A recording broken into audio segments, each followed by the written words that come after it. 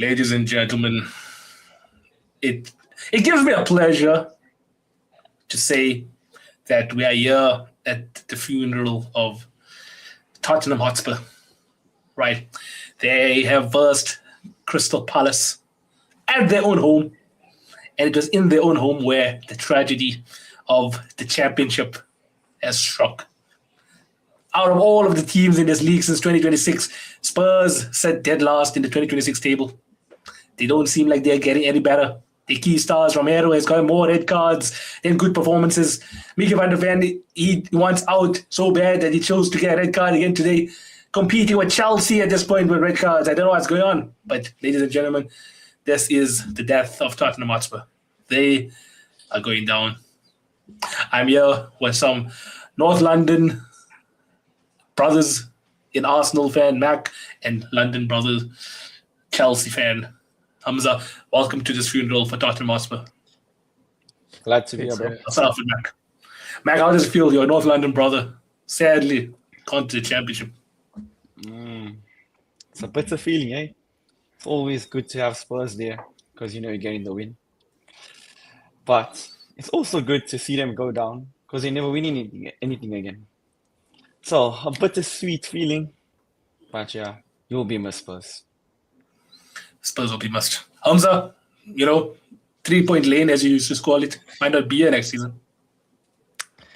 Yeah.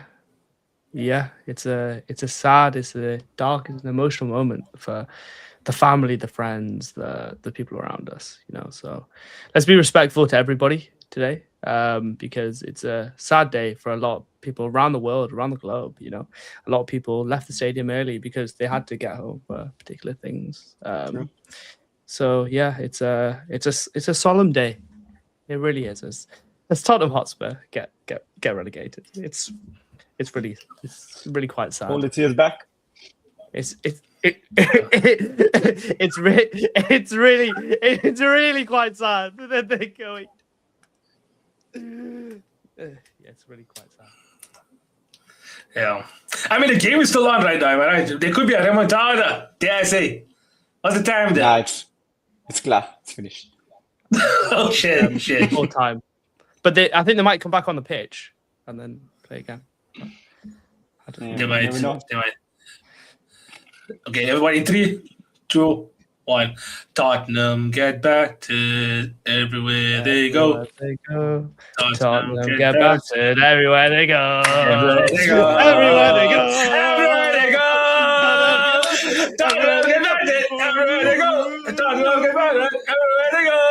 See you in the championship, you bunch of clowns. Trusted, you called me disrespectful. I said your club offers nothing in this league. You said to disrespect. I just mentioned the facts. Do not get emotional at the facts. Okay? Prove me wrong. Prove me wrong. Win a game. Win a game. Offer something to this league.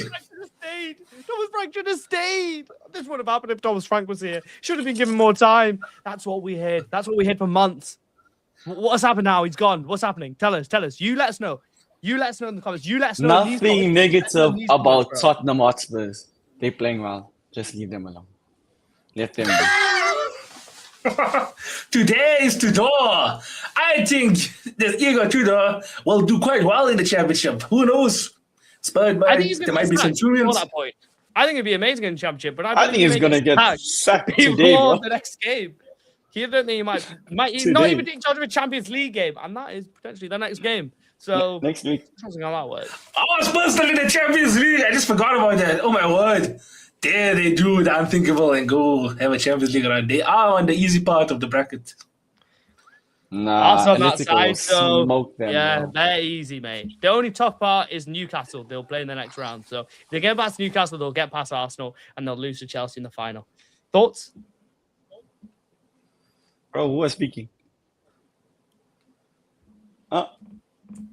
Did you hear anything else? What was that? Something smells like a shit.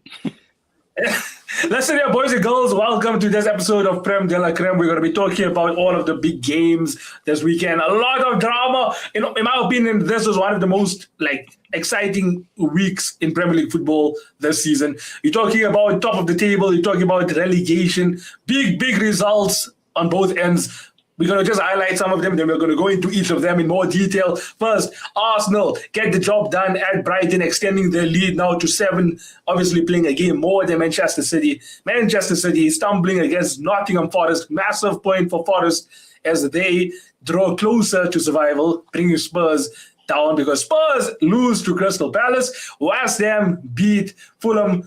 It looks like it's going to get quite tasty there down in the relegation battle. Then also you're talking about the top 4 race. Top 4, Chelsea, they are the winners in that race because they humble Aston Villa at Villa Park.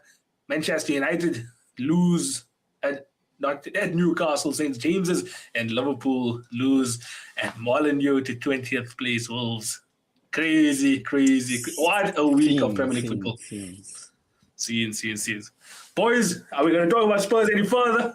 Or are we going to get into the serious business? Well, you know what? I'll let my favourite hater of Tottenham actually take the stage here and just give a quick synopsis of what happened in that first half, because what happened in the second half was basically nothing. So, Mac, take it away. First half, was a beautiful encounter. Crystal Palace, like what they did to Man United in that first half. In Uzi's words, they played doggy with them in a rondo. These guys couldn't even get out of their own half. I don't even know how many key touches they had in the opposition's box. Saw scores first, but it was ruled out because his nose was offside. In which world do you see a guy's nose is offside, bro? The guy's knee is in front of his face, but his nose is offside, which is crazy. Was he Memon? Oh, sorry. Highly possible, though. Highly possible. Highly possible. And then, straight after that, a great goal from Spurs. I'll give them the credit. Archie Gray takes on 2 guys, gives it to Solanke. Good finish. Straight after that, I don't even know if you guys saw the video about expressions. He was celebrating, doing his all. And all of a sudden, at the other end, Palace get a penalty. Mickey van der Ven pulls the guy down, and according to Tristan, that is soft and never a red card. Tristan, I wonder where you are, lad. But sorry to burst your bubble. Blatant red card. Last man denies a scoring opportunity. They get a penalty. Ismail Assar coolly slots it into the left corner. Then we go on. Palace keep on going.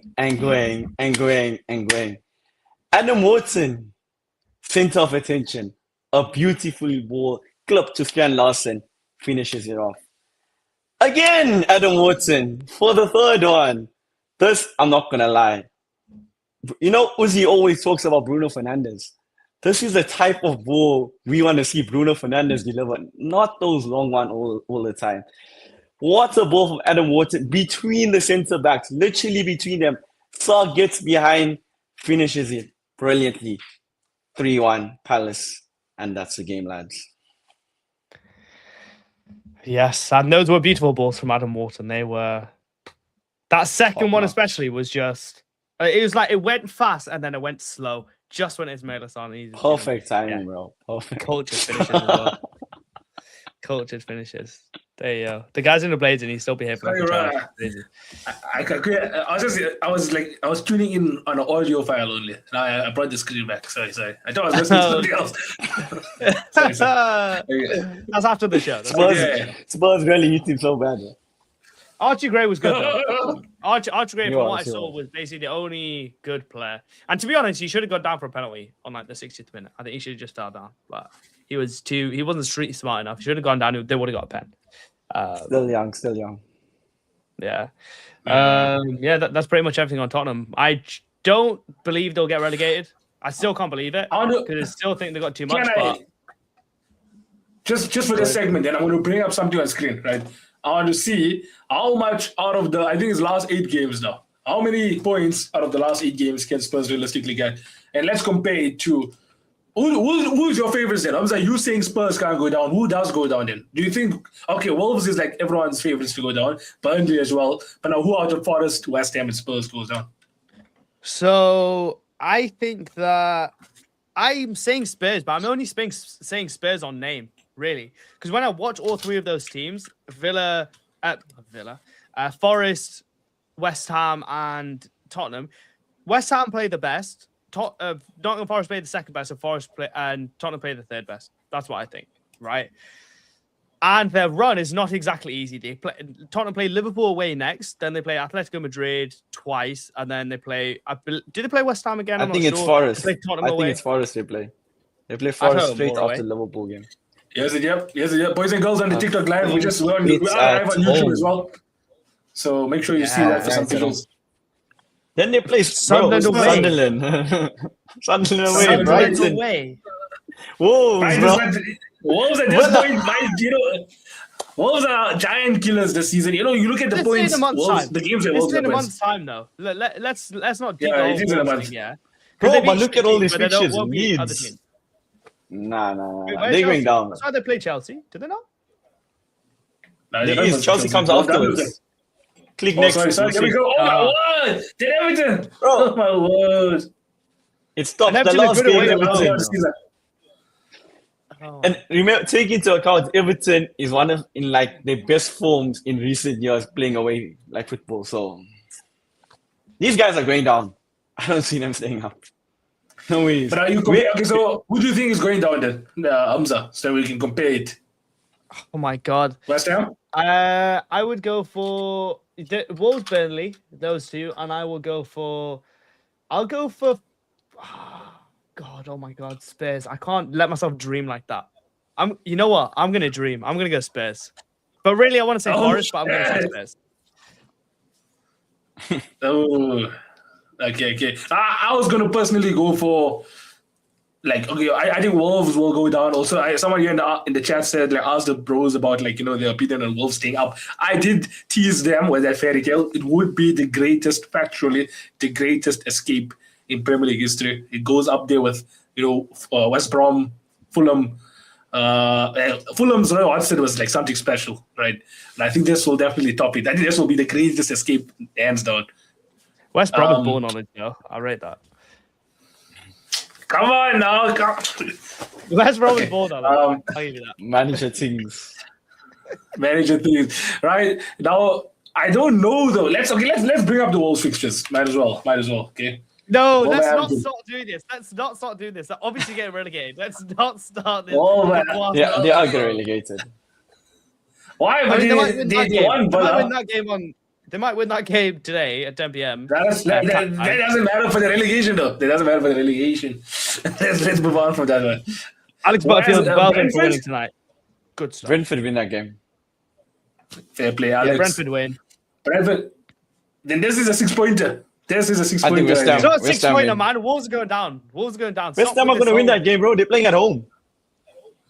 Yeah, you know what? You're not giving this fairy tale any sort of hope, any sort of investment. I'm going to bring the energy. My investment is into Spurs going down. Yeah. So West Ham is winning. Fair play. Okay, you all are the London rivals, so it's fine. I get those investments. I think Wolves, man, will make it. You know why? I'll let you in on my private life real quick. So this weekend after Tarawih, my one friend came over. So he said, let's play career mode. Starting from now, let's play with Wolves.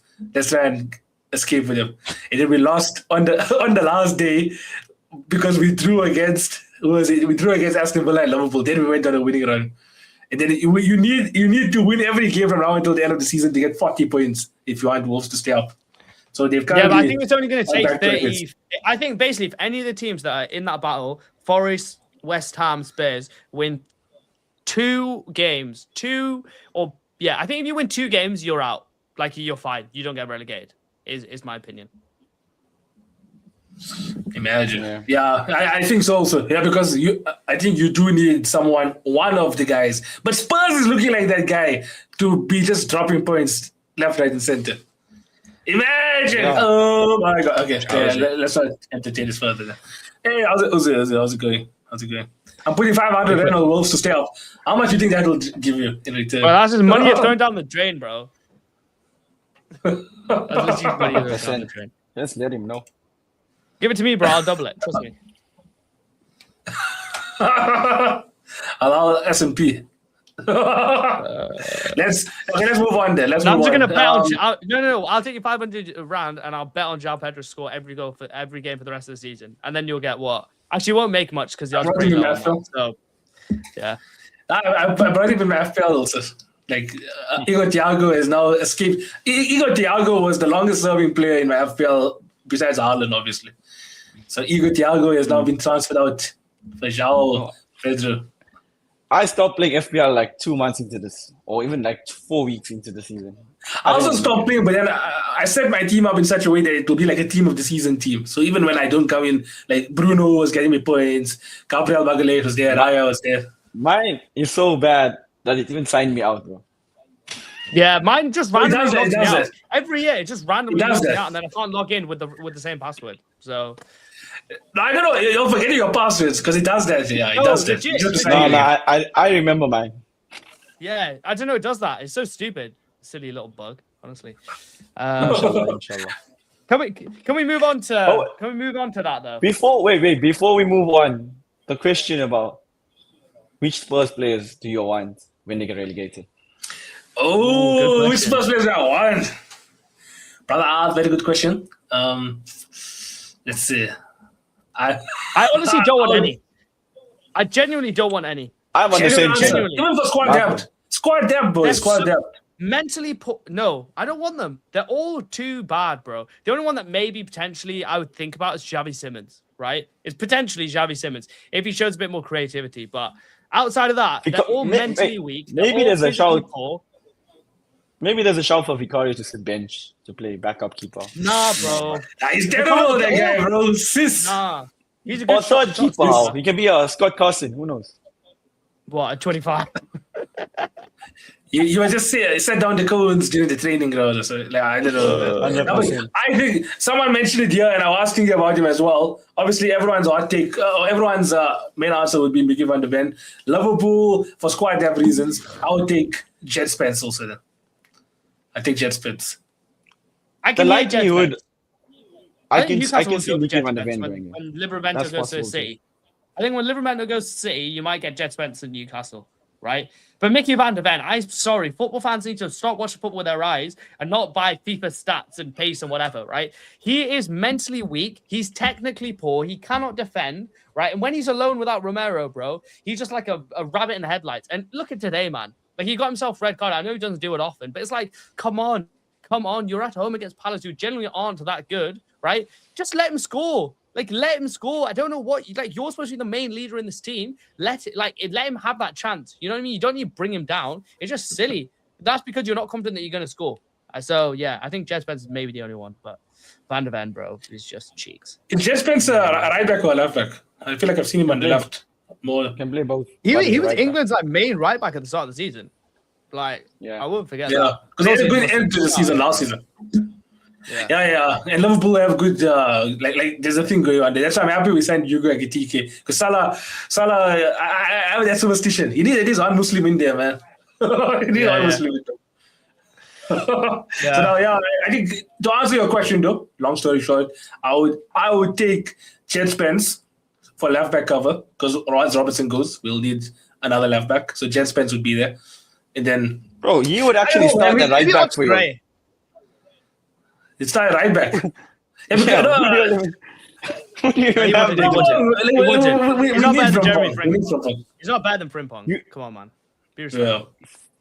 Frimpong defensively. Nah, I mean, yeah, he's He's not not bad amazing. defensively. But like, people not bad. people love to talk in extremes, in it. I mean, I'm literally the person who loves to do that on this podcast. There's a But, case. like, I think there's a case. There's a case. but he is. Oh yeah, Kulusevski. Maddison. I would take at Newcastle. I know I'm wearing a Chelsea top, but at Newcastle, I would get loads of these players. Like Maddison would be a shout. Maddison and Jet Spence for Newcastle would be solid, bro. You know what? Say Madison's name. Say his full name. Say his full name. Where's Maddison? Madison Wenfoot. Madison Wenfoot. That is Gavi. Because this man is hardly fit. It's like Reece James. Oh, you're being harsh, Roy. You're being harsh, Roy. But Loki, actually, no. The right answer, Matt. Here's the correct answer. Ask me the question again. Who would you take from the Spurs team if they get relegated? Wow, Mac, what a great creative question. I really like that. The answer to that question is the Premier League should all come together and say, we're not going to take a single one of your players, right? Because they don't have relegation clauses, Spurs don't have the revenue, right, to keep these players, right? The club will fold, it will disintegrate, and the club will never be the same again. So we'll get them for free in 2 years' time. That's actually a massive shout, bro. Imagine they just release all their players under 21s. Yeah, you'll play championship. Then Here's another question. Here's another question for you then. Which Spurs players leave the club if they go down? Every single one of them, because they all got big heads, bro. They all think they every single one. Shit. You know when Juventus went down a couple of years ago, obviously the likes of like Buffon and some other legends still stayed. Do you think that will happen with Spurs? Do you think Solanke will be like, shit, bro, I'm gonna have to now sacrifice 1 year. I'll get like 100 goals in the championship. I'll come back up. What does Solanke owe to Spurs though? He can easily just go back to Bournemouth or something like that. He got nothing to owe to Spurs. So I doubt he'll ever stay. Anyways, Solanke, Voldemort is there. Everyone just go to Newcastle, bro. Everyone just go to Newcastle. Just go to Newcastle. Everyone go to Newcastle. Colomwani, bro, he's on loan. I don't know what this. I think he's like an industry plant because he's actually not that good. I don't know what people's like obsession is. Average. Yeah, just scored that goal in the World Cup final. He would have been a whole different player. Then we would be talking Colomwani, Ballon d'Or. Look at this guy. Spurs fan in the chat. Detected. Spurs fan detected. Boys, you're talking rubbish. You're not even talking facts. Why? What's going on? Justin, is that you in disguise, bro? We personally think like it's a genuine thing. 1 year in a footballer's career, that's like, honestly speaking, what, 10% maybe minimum. For most people, it's more than 10% of your entire career. Like, why would you sacrifice so much time? Because you'll be in the championship. Fair enough, you might be in the Carabao Cup and the FA Cup still. So there's still two major competitions, but you're going to play championship football. Like, would you do that? Would you do that to yourself, honestly? That's a question for the chat. For Mr. Kel. Do you know what's the scary thing if they actually go down? They'll win the championship, come back, and they claim they're the champions of England. I don't even think they'll come back up. I genuinely don't think they'll come back up. They'll come up, man. Yeah, they've got loads of quality. Yeah, they've got loads of quality, but mentally, they don't know how to deal with it. They wouldn't know how to deal with like championship is hard, bro. Doesn't know how to create a championship team, do they? They have nothing. They're built to be a top 6 team in the Premier League, not to be like a championship winning team. Like that's why Norwich and Fulham constantly go up and down. Well, Fulham used to, but Norwich used to constantly go up and down because they're built for that. You know? A prime example is Leeds. Leeds literally won the Premier League and then got relegated and then didn't come back after next 15 years. Yeah. So you get stuck there. It's not that easy. You get stuck. It's not that easy. But now the FA, I saw something from Sky Sports this afternoon. It looks like there is going to be something that will favor Spurs because it looks like they're going to be extending it, the playoffs, from 4 teams to 6. Oh, I saw that. From next season. That, yeah. From the 2026-27 so they get knocked season. out in the quarterfinals of the playoffs instead of the semi-finals of the playoff. Oh yeah, sick that. A quick one on you boys. What's y'all's opinion on that? For me, I can see the reasoning for it. I don't think it makes sense really when you can accumulate 90 points and the team that accumulates about 40 points can have a similar chance to get promoted. Hamza says money. I think it's because of the fact that we've spoken about it. Norwich, Fulham, Leeds, Leicester. It's the fact that there's yo-yo clubs right now. So maybe this has the possibility of not allowing that to happen anymore because now you have these one-off games where the likes of Millwall. But the thing is, Wednesday and then go. It doesn't change anything because those clubs are still going to finish first and they're not going to play playoffs anyways. So it doesn't make a difference. Mm-hmm. It's literally Burnley every year. Burnley go down, win the championship, come back, go down, win the championship, go down. Same thing. Yeah, so but look how many teams really go down and stay down. Like, if I looked at, obviously Leicester are getting relegated again, but that's more for their points deduction as well, and like the finances. I'm pretty sure Southampton are like in 15th. Who are the other two? Ipswich are not very high. So it's like, it's not like there's not as many yo-yo. Ipswich is, I think, they actually in the promotion playoff zone. I just feel never came back up. I know Pov are up there. I know somebody else is up there. So it's Coventry and Middlesbrough top two, and then I think it's Ipswich, and I have no clue the other ones. Table. Cov, Middlesbrough. Oh, Ipswich are third. Okay, my bad. Yeah, my bad. Burnley are the most handsome manager in English football. Leicester are not in there. Scotty P. Leicester's going to go to the Championship. You know what I mean? League One. Yeah, Leicester Norwich, League not so One. long ago, we're in the Premier League. Now they're 17th. Watford, we're in the Premier League not too long ago. They're 9th. Southampton can't even get in above Wrexham. You know what I mean? So there's not that many yo-yo clubs. I think it's just money, man. It's just constant. Everything's about money, bro. It is money. Money. Everything. That's it. How can we get more games in? How can we make it more congested? Oh, and then everyone breaks their ACL. How did that happen? Oh. Would you look at that? Yes.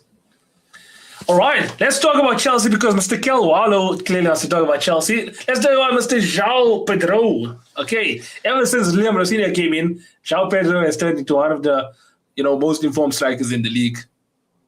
What's going on there? Hamza, take it away. Pedro. João Looking like Pedro. a Timo Yildiz celebration. You rocked my world, you know you did. Everything you gotta give. João Pedro, you have rocked my world in ways that I didn't think that my world could be rocked. No,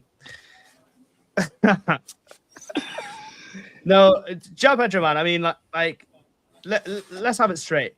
Since Rossini's come in, he's a different man. He's learned how to finish, and he stays within the width of the box. Allahumma barak. He's not dropping so deep. He's not dropping too far to the left. He's not dropping too far to the right. He's still connected to the game, but Rossini's found a way for him to be connected to the game, right? But stay within the width of the box so he can be in these positions. Like the Enzo one. He was in the width of the box. The Gusto ball, he was on the end of it. He wasn't on the edge of the box, right? Which is what most strikers do. They stay on the edge of the box. This guy was like ready to tap it in. There was another one the one at the end where he's in the right position to tap it in again.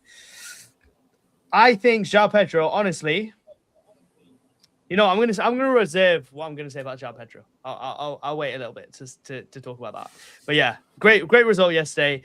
Aston Villa looked terrible. So I'm not going to take too much praise, but I think what we did yesterday is exactly what we're going to do against PSG. That box midfield and the way that we were able to play out the press, because Villa's press was pretty good, was unbelievable. And it's down to one man, I think, right? Because if your team, Matt will know this, right? If you're playing out of a press, you need everybody to be decent on the ball, right? You can't have that many triggers, Jorel Hato gets so much stick, and I had no idea why, because he wasn't getting game time. Yesterday, on the ball, he was incredible. Right, and that freed up Alejandro Garnacho, who got Matty Cash a yellow card, and for the rest of the half, he had Matty Cash on toast. So when we're playing like that, I don't think there's a single team in the world that beats us, right? But do we play like that every week? Probably not. On that point, if you had to look at it before he even joined Chelsea, he was Ajax, literally their main ball-playing centre back before they joined. Yeah. So and he was shooting literally that's one of his Liverpool, man. I think everyone wanted him at that point, right? Even Arsenal. Everyone wanted him. But when you're big, mate. And that's why I moved to Chelsea. And I think over the next coming years, man, under Cucurella, bro, that transition from Cucurella to Jorel Hato is just going to be, beautiful, man. And then we have Malo Gusto behind Reece James. It's just like, it's all coming together. It's all coming together. The little feng shui going on, But and alhamdulillah, I didn't get to see Tosin yesterday. So Allah Mubarak. That was a good thing as well. Do you think the other change, again, by putting James in midfield made a difference? Yeah. Instead of having a right back? Yeah, definitely. So is that the exact same midfield you think you'd see against PSG? Yeah, because when Gusto can make those out-to-in runs, right? When we isolate Gusto to make these out-and-in runs, as a defender, you're pushed back. So Nuno Mendes, when we played against PSG in the Club World Cup final, he wanted to go forward. He didn't nobody respected Gusto because obviously Nuno Mendes is the best left back in the world, right? So they didn't respect Gusto, but he's making such good out-in runs in that Club World Cup final. Nuno Mendes couldn't come forward, right? And he couldn't go back because he wanted to go forward, Yeah. So I think a similar thing will happen again next weekend and next week. So I'm very interested to see that game. Very, very interested. I have an important question though for you. Go for it. I know Palmer scored, but what do you think of his performance though? I know he scored, but what do you think about the performance? Much better. One thing I was saying to you guys is he's been super selfish last couple of games, right? But when he's at his best, he is selfish. And he's so good that it comes off that you don't ever think it's selfish, when he doesn't come off, it just comes across as selfish, you know. But yesterday, he was making the right passes, he was making the right plays, he was making the right runs, bro. The kid is the kid is otherworldly, you know. Like he is genuinely like, I think in the Premier League, I think he's probably the only player that is like on his form is potentially top 2 or 3 players in the world, right? And Palmer is like slowly getting towards that. And he's peaking, inshallah. I know it's just one game, but inshallah, he's peaking at the right time. And it just so happens that was the time where he felt the fittest that he's ever felt in the last like 5 months. So that was good. But the best players have to be selfish. So like I understand, Palmer was your bagsman that first season. So you'll feel like he needed to have that responsibility. But he was holding on, like against City, he was holding on to the ball for too long. Against West Ham, was it West Ham? No, we played a team Leeds. No, it was Burnley. It was one of these games recently where he held on to the ball for too long, and he should be using his other teammate. Yeah, I think it was Burnley. But he doesn't trust Neto, but he trusts João Pedro. My, does he trust João Pedro? And if Racine can keep that link up going, oh my god! From the club World Cup. I don't want to say that we're gonna like. I don't want to say craziness about the Champions League or whatever, but it's like if we play like that every single game, I don't see why we don't win that. You know what I mean? But like, will we play that every time? No. Who knows? You know, who starts for England in the number 10 role, though? Sorry, Mac. Sorry. No. Go on. I'll say my piece off. Yeah. Bellingham or Palmer? I think it's one of those two. I would probably at this moment in time, yeah, it depends on fitness, but at this moment in time, based on form, I only seen Palmer. I would play Bellingham because he can play basically as a second striker behind Kane. I would play Bellingham at this moment in time if they're both fit. I'm not sure about Bellingham, but someone asked Rodgers. Surely, did someone say Rodgers? No, off the left. I mean he peaked too early. Will probably go off the left. Rodgers peaked way too early this season, way too early. He needs to have a good end of the season to get into that team for me. Because when it comes to the latter stages, we can't have somebody like Rodgers playing the way he's playing now. He doesn't offer enough. You know, like he really went missing yesterday. Really went missing yesterday. And that's where he can't. Those are the games where like people are watching. Like the only Watkins goal that was offside. Like in my opinion, I know Watkins is seeing the entire line as a professional top striker. You shouldn't be caught offside. But I feel like Rodgers also held on for way too long. Also, in that situation. Definitely. But he's out of form. He's got 1 goal in his last 11 games. You know. But yeah, I know people are saying that Tuchel prefers Rodgers over Bellingham. But bro, like if Bellingham's fit, if we're in a World Cup, I'm sorry, and you don't play him, there's something wrong. Because really, this is what should happen. Palmer should be on the right. Bellingham should be in the 10. That's what I would see it, right? Yeah, because Kane needs pace, maybe put I don't know Gordon on the right. We need some pace around him. I would drop Saka. Gordon on the left. I would drop Saka, bro. He's one of the most important players. No, I mean he has been. I think if we want to get over the line, right, and have a threat on the right hand side, you can't have Bukayo Saka. I don't think so. But that's my personal opinion. It's not based on what's happened, because if it was based on what happened, I'd just stay with Saka. Saka hater. Saka hater. He's a hater. Just be all know. No, I'm not. I'm not hating. Wait, if Saka can be selfless, he's the important player. I feel like if Harry Kane's there, Harry Kane. It comes back to eat Hamza every single time. Remember, 2 months ago, this guy was on the train of João Pedro going out of the club. But now, I said that man, he's singing his songs. These songs, João Pedro, my brother. I remember this. I will never leave this. But now he's singing his song. Bro. Hamza will be singing some of the songs also at the World Cup.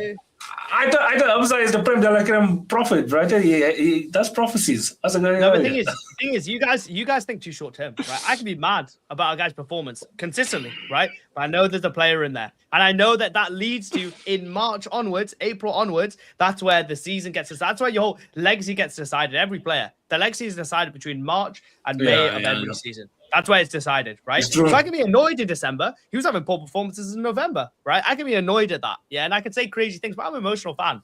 I'm emotional. Doesn't mean I mean it. You know what I mean? Doesn't mean I mean it.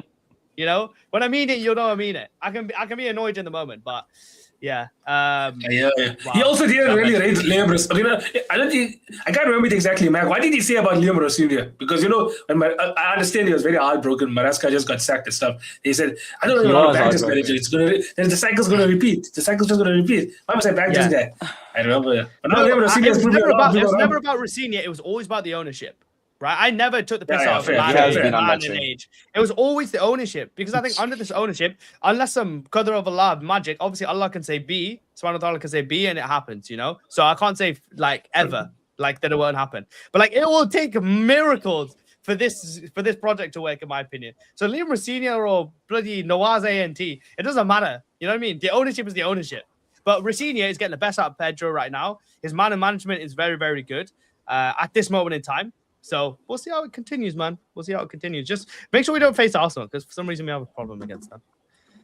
I was hoping that to be on our side of the bracket for Champions League. I was literally hoping, man. I have to move dunk on you in Champions League, bro. The lights are too bright for you. The lights are too bright. I'll be real. No. I doubt you're going to beat each other in the final, though. We will. Well, I mean, it depends if they can get past Newcastle, because obviously the lights are too bright over there. If they can get past Newcastle, bro, I'll see you in Budapest, bro. Imagine. Yeah. But the last time we'll verse each other in the European Cup final, what was the result here? Must have been close, surely. Yeah. Have we played them in the final? I don't think so. I think we'll verse each other in the European Cup final. I don't think so. That's why Mac always references that, because when we talk about Unai Emery, he references that game. It doesn't recall my memory. Unai Emery managed Arsenal. He managed Arsenal, and then I think he lost that final, but I can't remember the result, man. Must have been a close one. But Mac always references it.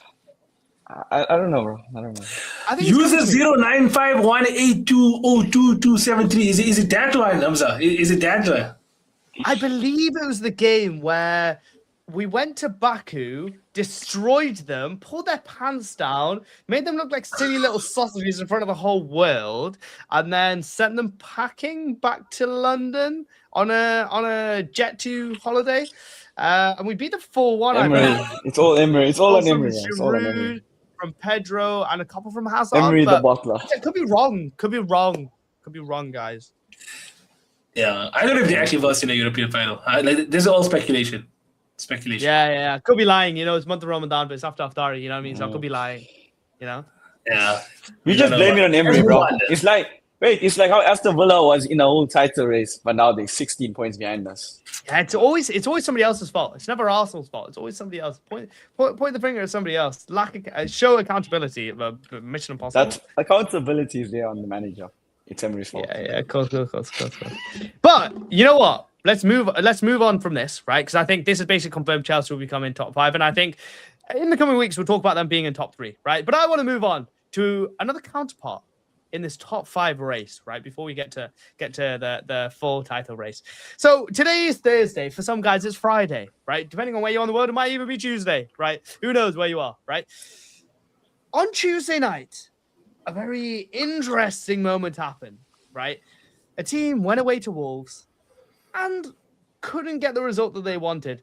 They all laughed at me. Well, we all know who's laughing now.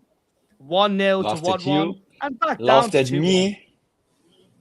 Liverpool go down to defeat a Molineux, and they lose the game by 2-1. Nawaz, what did you think of the game? And give us your thoughts. The floor is yours. Right. I don't know where to start. Okay, I think Cody Gakpo, right? Let's start there. Wolves' greatest ever defender. What a clearance off the line. What a clearance. I think he has to try that 100 times. He doesn't get it right again. I think he fails to do that shot. Out of 110, he scores all 100 again if he has to try it. I don't know how he managed that. There's certain players, right, that deserve to be starting. Rayo and Gamoa, I know he's only 17 years old, but if you have to go off the past few games now, you have to start him over Cody Gakpo. Cody Gakpo has only scored 1 goal in his last 9. Mo Salah 1 goal in his last 10. The wingers, that's a position I never thought I would say we need to actually go into the transfer market for. After signing how many attackers, now we need to sign wingers. And the thing is, you always need it. No, let's just get straight. Let's get to the point, bro. Let's not dance around. Why did you lose 2-1 to Wolves? Why did you lose 2-1 to Wolves in a must-win game? The 20th team. So why did the champions lose to the 20th place team, the team that is going to get relegated? Why did you lose?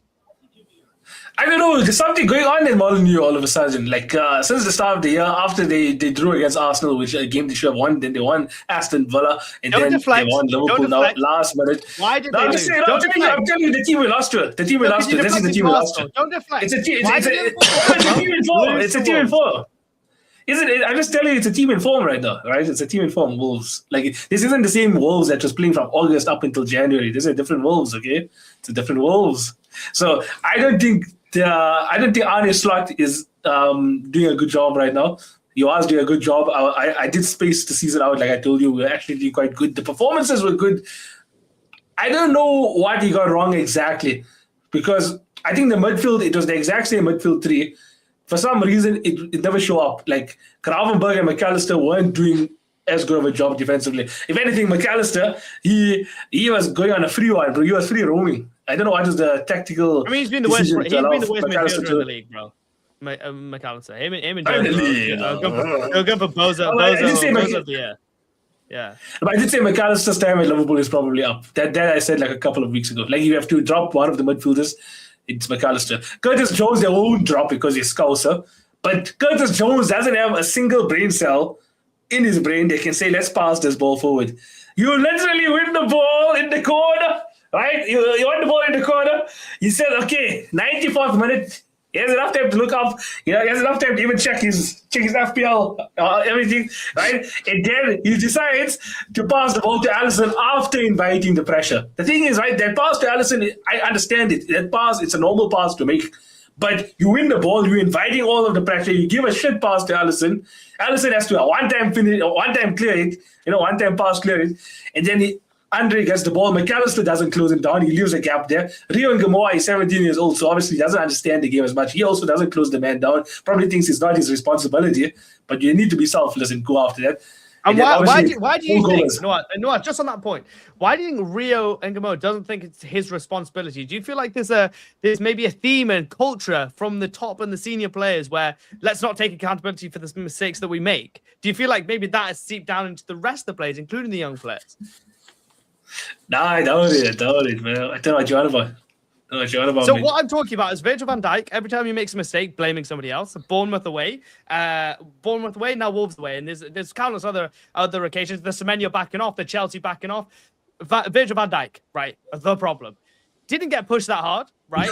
And got completely bounced. Oh, he got pushed. Yeah, he got pushed. The 6'4" Donny, yeah. You see, I can't say strong enough because by another 6 foot, by another 6'4". I think it's actually 6'3". He starts going like this. Afterwards. No, you see, that's the thing. That's the thing. You get punished for being honest, because had he done something like Gabriel, unfortunately, I'm not deflecting here, but had he done something like Gabriel, maybe he would have went to VAR and maybe that goal would have been disallowed. Virgil van Dijk was honest, because if you check the second angle, it's not just the hand. He actually full on the hand, he pushes him and hips him. So Virgil van Dijk was definitely It's about time something goes against him. This guy gets away with murder every single game. It's about time something goes against him. He doesn't keep on pushing people. Virgil van Dijk is protected by PGMOL.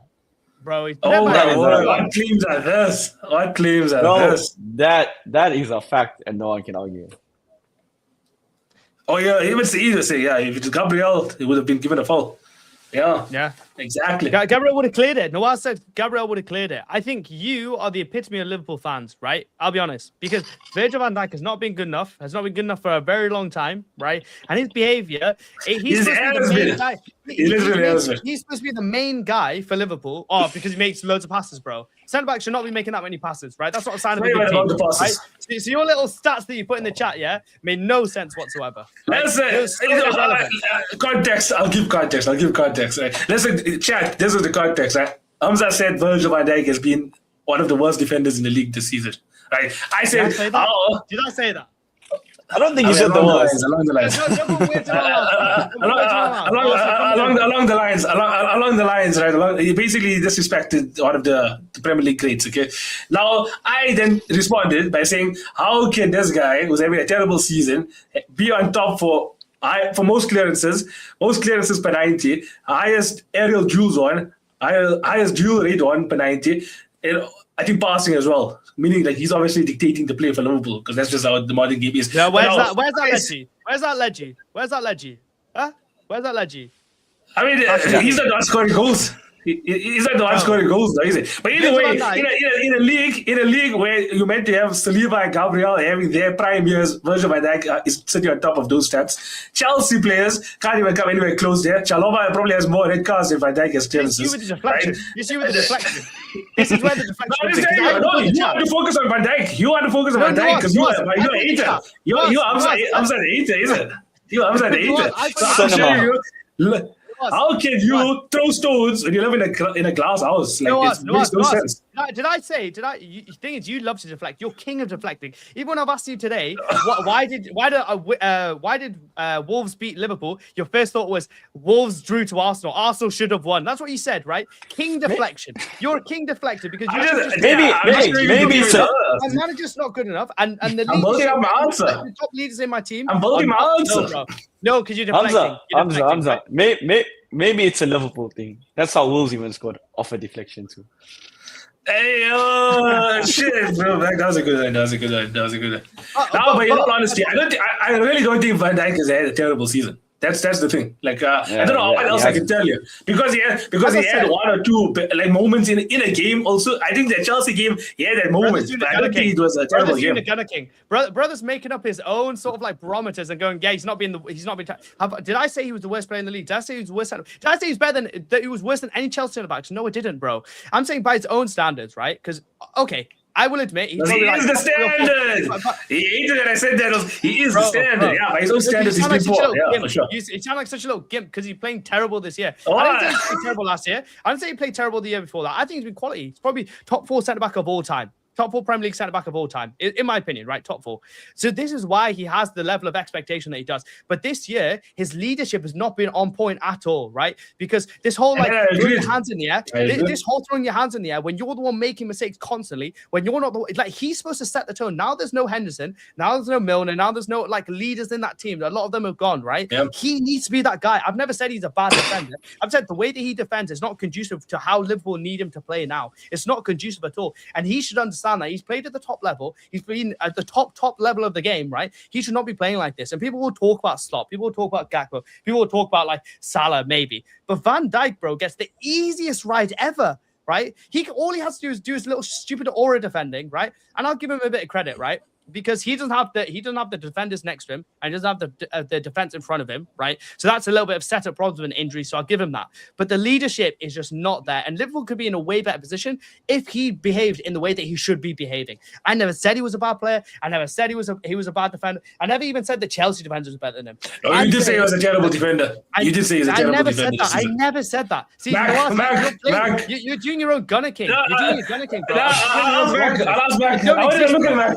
I don't think you said he was I don't think you said he was a terrible defender, but there was a case where there was a case where Hamza was shitting on him. Bro, his I'm just saying he's having a terrible season. Okay, let me ask you this, bro. When you played Bournemouth, you were 1-0 up before he did his stupid little like not kicking the ball away. Were you 1-0 up or were you drawing at that point? I honestly can't remember that game. Was that at Anfield or Vitality? It was at Vitality. Do you remember that? I can't remember too much, but I think you were winning. I think you were winning 1-0, right? In these moments, like last year, right? You have a good enough team where 1-0 means you're going to go 2-0, 3-0, right? But you have lost the most games in stoppage time ever in a Premier League. I believe it's like ever in Premier League. There's some sort of like mad stat about you losing it. Bro, this all comes from at 1-0 down. If he just kicks the ball away, kill the game, play the game as it needs to be played, you then get the second goal and the game's won. Right now it's 1-1. Now it's a crazy game. Against Chelsea, the same thing. Against Chelsea, the same thing, right? He backs off Caicedo. Caicedo puts a banger in the net. If he just be aggressive and goes, this is the moment where I need to change the game, right? It's 0-0. And you were really good first part of the second half. You know, really, really good first part of the second half, and you would have gone on to win that game. So you then beat Chelsea. You've beaten Bournemouth. You've beaten Chelsea, right? Then when it comes to Wolves, you just need to defend properly. That's all you need to do. Defend properly, and there's no platform for them to go off, right? He doesn't defend properly, and it's happened again. There's a couple other occasions that it's slipping my mind now. But I see how you're singling out one guy. You see how you're singling out one guy when our defense has been terrible. He's supposed to. Yeah, I get it. How can you say it's been him? Him in moments. Him in moments. It's talking about from a leadership point of view. Like galvanizing. That's the only thing I'll criticize him for this season. Because obviously every player has moments. Every player. No, you've been saying it's a terrible season. But I'm saying from a pure performance. He's defined by but it's like, how many games have we played this season? 28. How many games have we played? 28. Yeah. I don't know, 28 games. 29. 30, whatever it is, right? 29. I would honestly say that the Chelsea one, definitely, he had a bozo moment by backing off. And then maybe this Bournemouth one as well. I remember I never ended up watching the game. But I can remember. And even the Bournemouth one with Semenyo. He backs off. I'm saying... Konate was closer to him in that situation. Konate was the one that was meant to actually... Semenyo picked up the ball on halfway. Yeah, but and then both of our defenders were there. Both of our defenders were there, though. So Konate was the one that was actually meant to be the aggressor in the situation. This can go on and on and on. No, I just need to mention 1 or 2 points. Hamza had a long moment there. I just have to mention that Liverpool, let's not forget, Liverpool, who's on his left side, it was Kirkes who had a struggling beginning of the season. No, everyone can agree on that. Kirkes struggled. And then we even have Konate who struggled at the beginning of the season. Van Dijk was the only one. I still remember game after game, there was a lot of games where we said Van Dijk was the only one that had a good game. And now, how can you, in a back four, be the only guy that has a good game? But remember, Liverpool also hardly had a right back this entire season. And then how many times have I also told you that in the front of our defense, there's no one there. Gravenberg was playing as a lone CDM that had license to go forward. So there's always going to be opportunities where Van Dijk could have done the backing off because he thinks that there's players around him. So it was a situation where even he was like, shit. You know, I look to my left, I see AJ. I look to my right, I see that situation there, right? Like you can't have what used to be Robertson and Joel Matip or a good Konate. Now I have a terrible Konate and Kirkes and no Gravenberg in front of you, who was also maybe Fabinho and that. So obviously the situation around him. But remember, he's 34. Like, and there'll be certain aspects of his game that will drop off, like pace and stuff.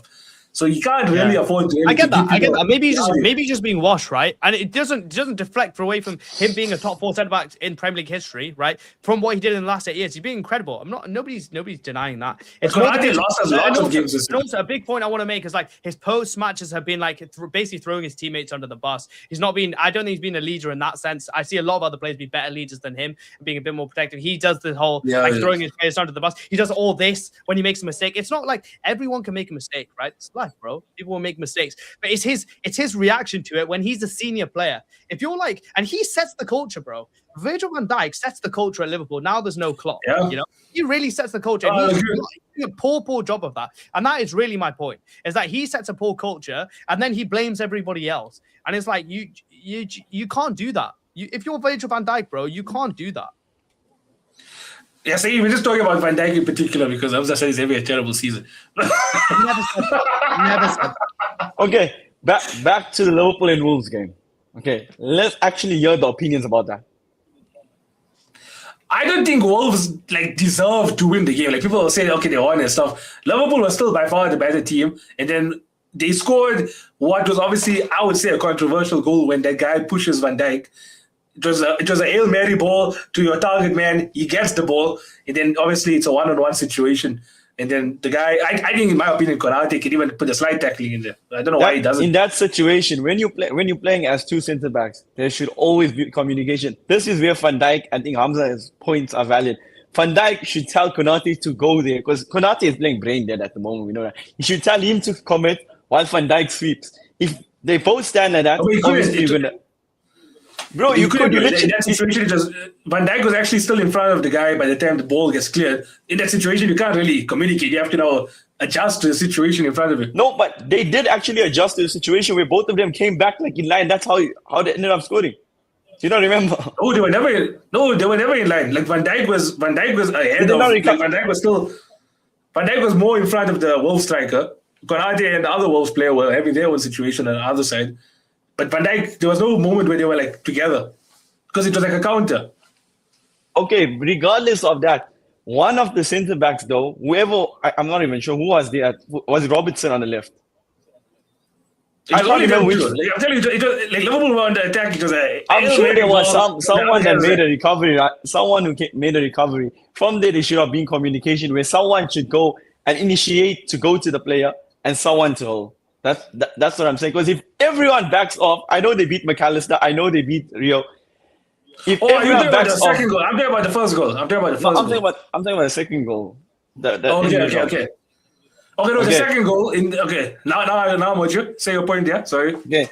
So if both of them are there together, okay, Virgil van Dijk as the captain should tell Konate to initiate and go to him. Because if he doesn't do that and both of them stay there, of course you're gonna get an opportunity where the guy is coming through the center and he's gonna take a shot. Anything can happen. But if one of them actually go and encounters and closes him aggressively, there's no opportunity like that for Wolves. Basically, the whole Liverpool back line and midfield decided to give the guy a free run, free pass. Enjoy it, bro. You'll win the game. We don't need it. So in that situation, I can't remember. I know Joe Gomez was also on the field that time. So I can't remember if he was this player, but in that situation, I know Van Dijk, he was occupied. That tall striker again, that he was occupying Van Dijk, right? Yeah. There was another player that did a run, and then I don't know if it was Konate or Joe Gomez, but one of them tracked that, and then he couldn't now obviously do the pressing.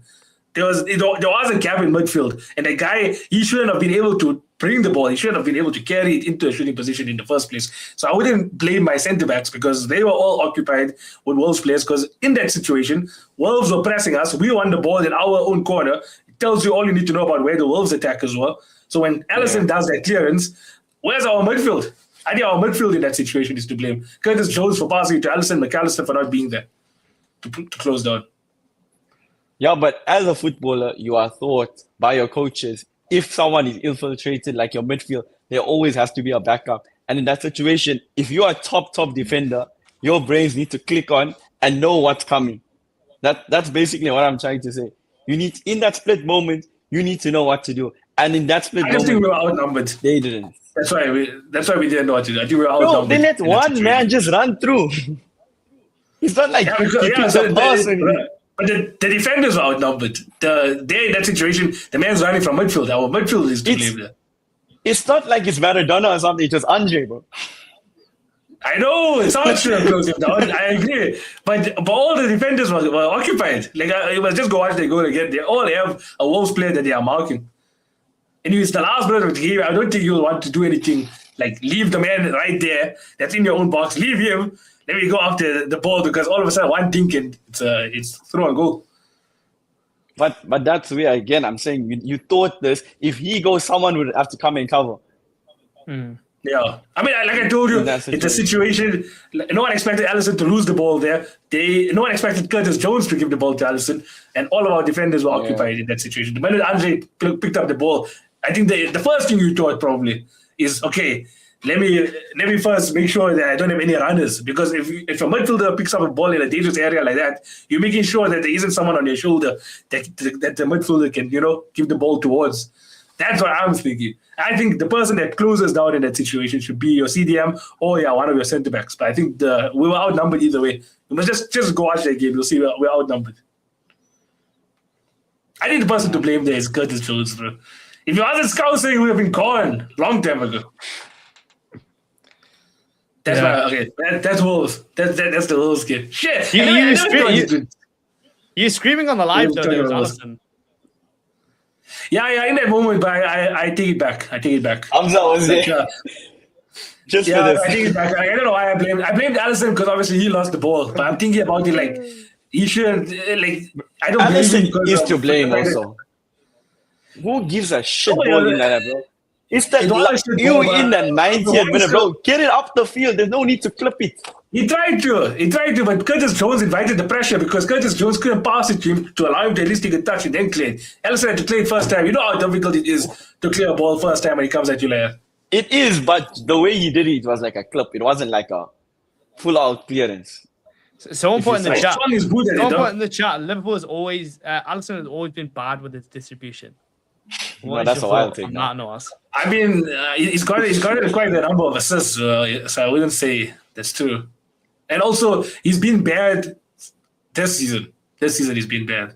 But I wouldn't say his distribution has been awful. Like always. Now and then I he disagree. has I his disagree with that moments. take, to be honest. But I was just wanting to know your opinion because you watch it more than I do. I don't think he's like as good as Edison. Like, Edison is still there. Yeah, He's the definitely. standard. But I don't think he's like terrible. Noaz, you make me laugh. Now and bro. then he has his You moments. make Now me and then he laugh. has his moments, but he's good on the ball. Yeah, Allison, literally, I don't know how you can say his distribution is bad when, like, I don't know the stats behind it. Like, back it up. 'Cause I watch Put it in the Liverpool. chat, bro. Bro, Put it in the look chat. at this comment. bro. Whoever said that, put it in the chat.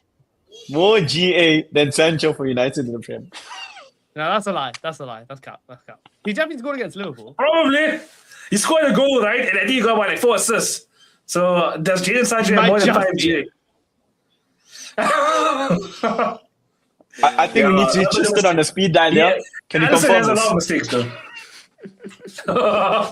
Allison has had a lot of mistakes in his Liverpool career. Over the space of 9 seasons or 8 seasons, I think, obviously, he doesn't have a clean record. He's had a couple of mistakes there. I wouldn't have been lying. Yeah.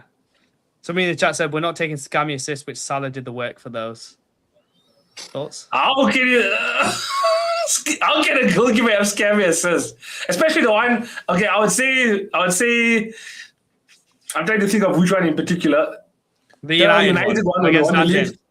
Yeah. How can you say that's a scammy assist? Like Salah, obviously, all of the assists, Salah will have to do majority of the work still. I wouldn't say it's a tap in. He's not there at the box giving him like square against. Yeah. How can you call a goalkeeper like, okay, let's not like pick and choose our battles here. To be Yeah. to be fair, the goalkeeper is in his box, so I don't know what more this user needs from What him. more can you do? Especially, which one I was thinking of where Salah really did well was the one against City, where he turned João Cancelo. João Cancelo. Yeah. That was a good one. But that one against Forest, I would say, no, against Norwich a couple of years ago, he gives it to Salah. Salah touches the ball dead. Then he dummies the goalkeeper and the defender because they rush him out. Then Salah just scores it afterwards. It was in the 21-22 season. Salah's goated season. Alisson got an assist there. Yeah. But yeah, no, Alisson for me he's also a top 5 goalkeeper in the Premier League of all time. Before we move to the United game, right? I just want to get your thoughts now, right? Because obviously every game is going to be different, right? But where are you on the top 5 battle, Noaz? What are we saying on the top 5 this week? What's our this week end of season prediction for that? Sure, like you don't understand, man. We were building so much momentum. Like it was good performances. The one against Forest was a bit iffy, but that's always been a tough ground for us. Since they've come back up, I think we've only won there twice. And before this last minute winner, it was Darwin Nunez who got a last minute winner 2 seasons ago. So we've always struggled there since they've come back up. So I wouldn't say, like to emphasize, it was a terrible performance. Even with Klopp, we've had 3 games there and it's been all terrible. So, what I'm saying? Like it's a tough ground for us. Personally.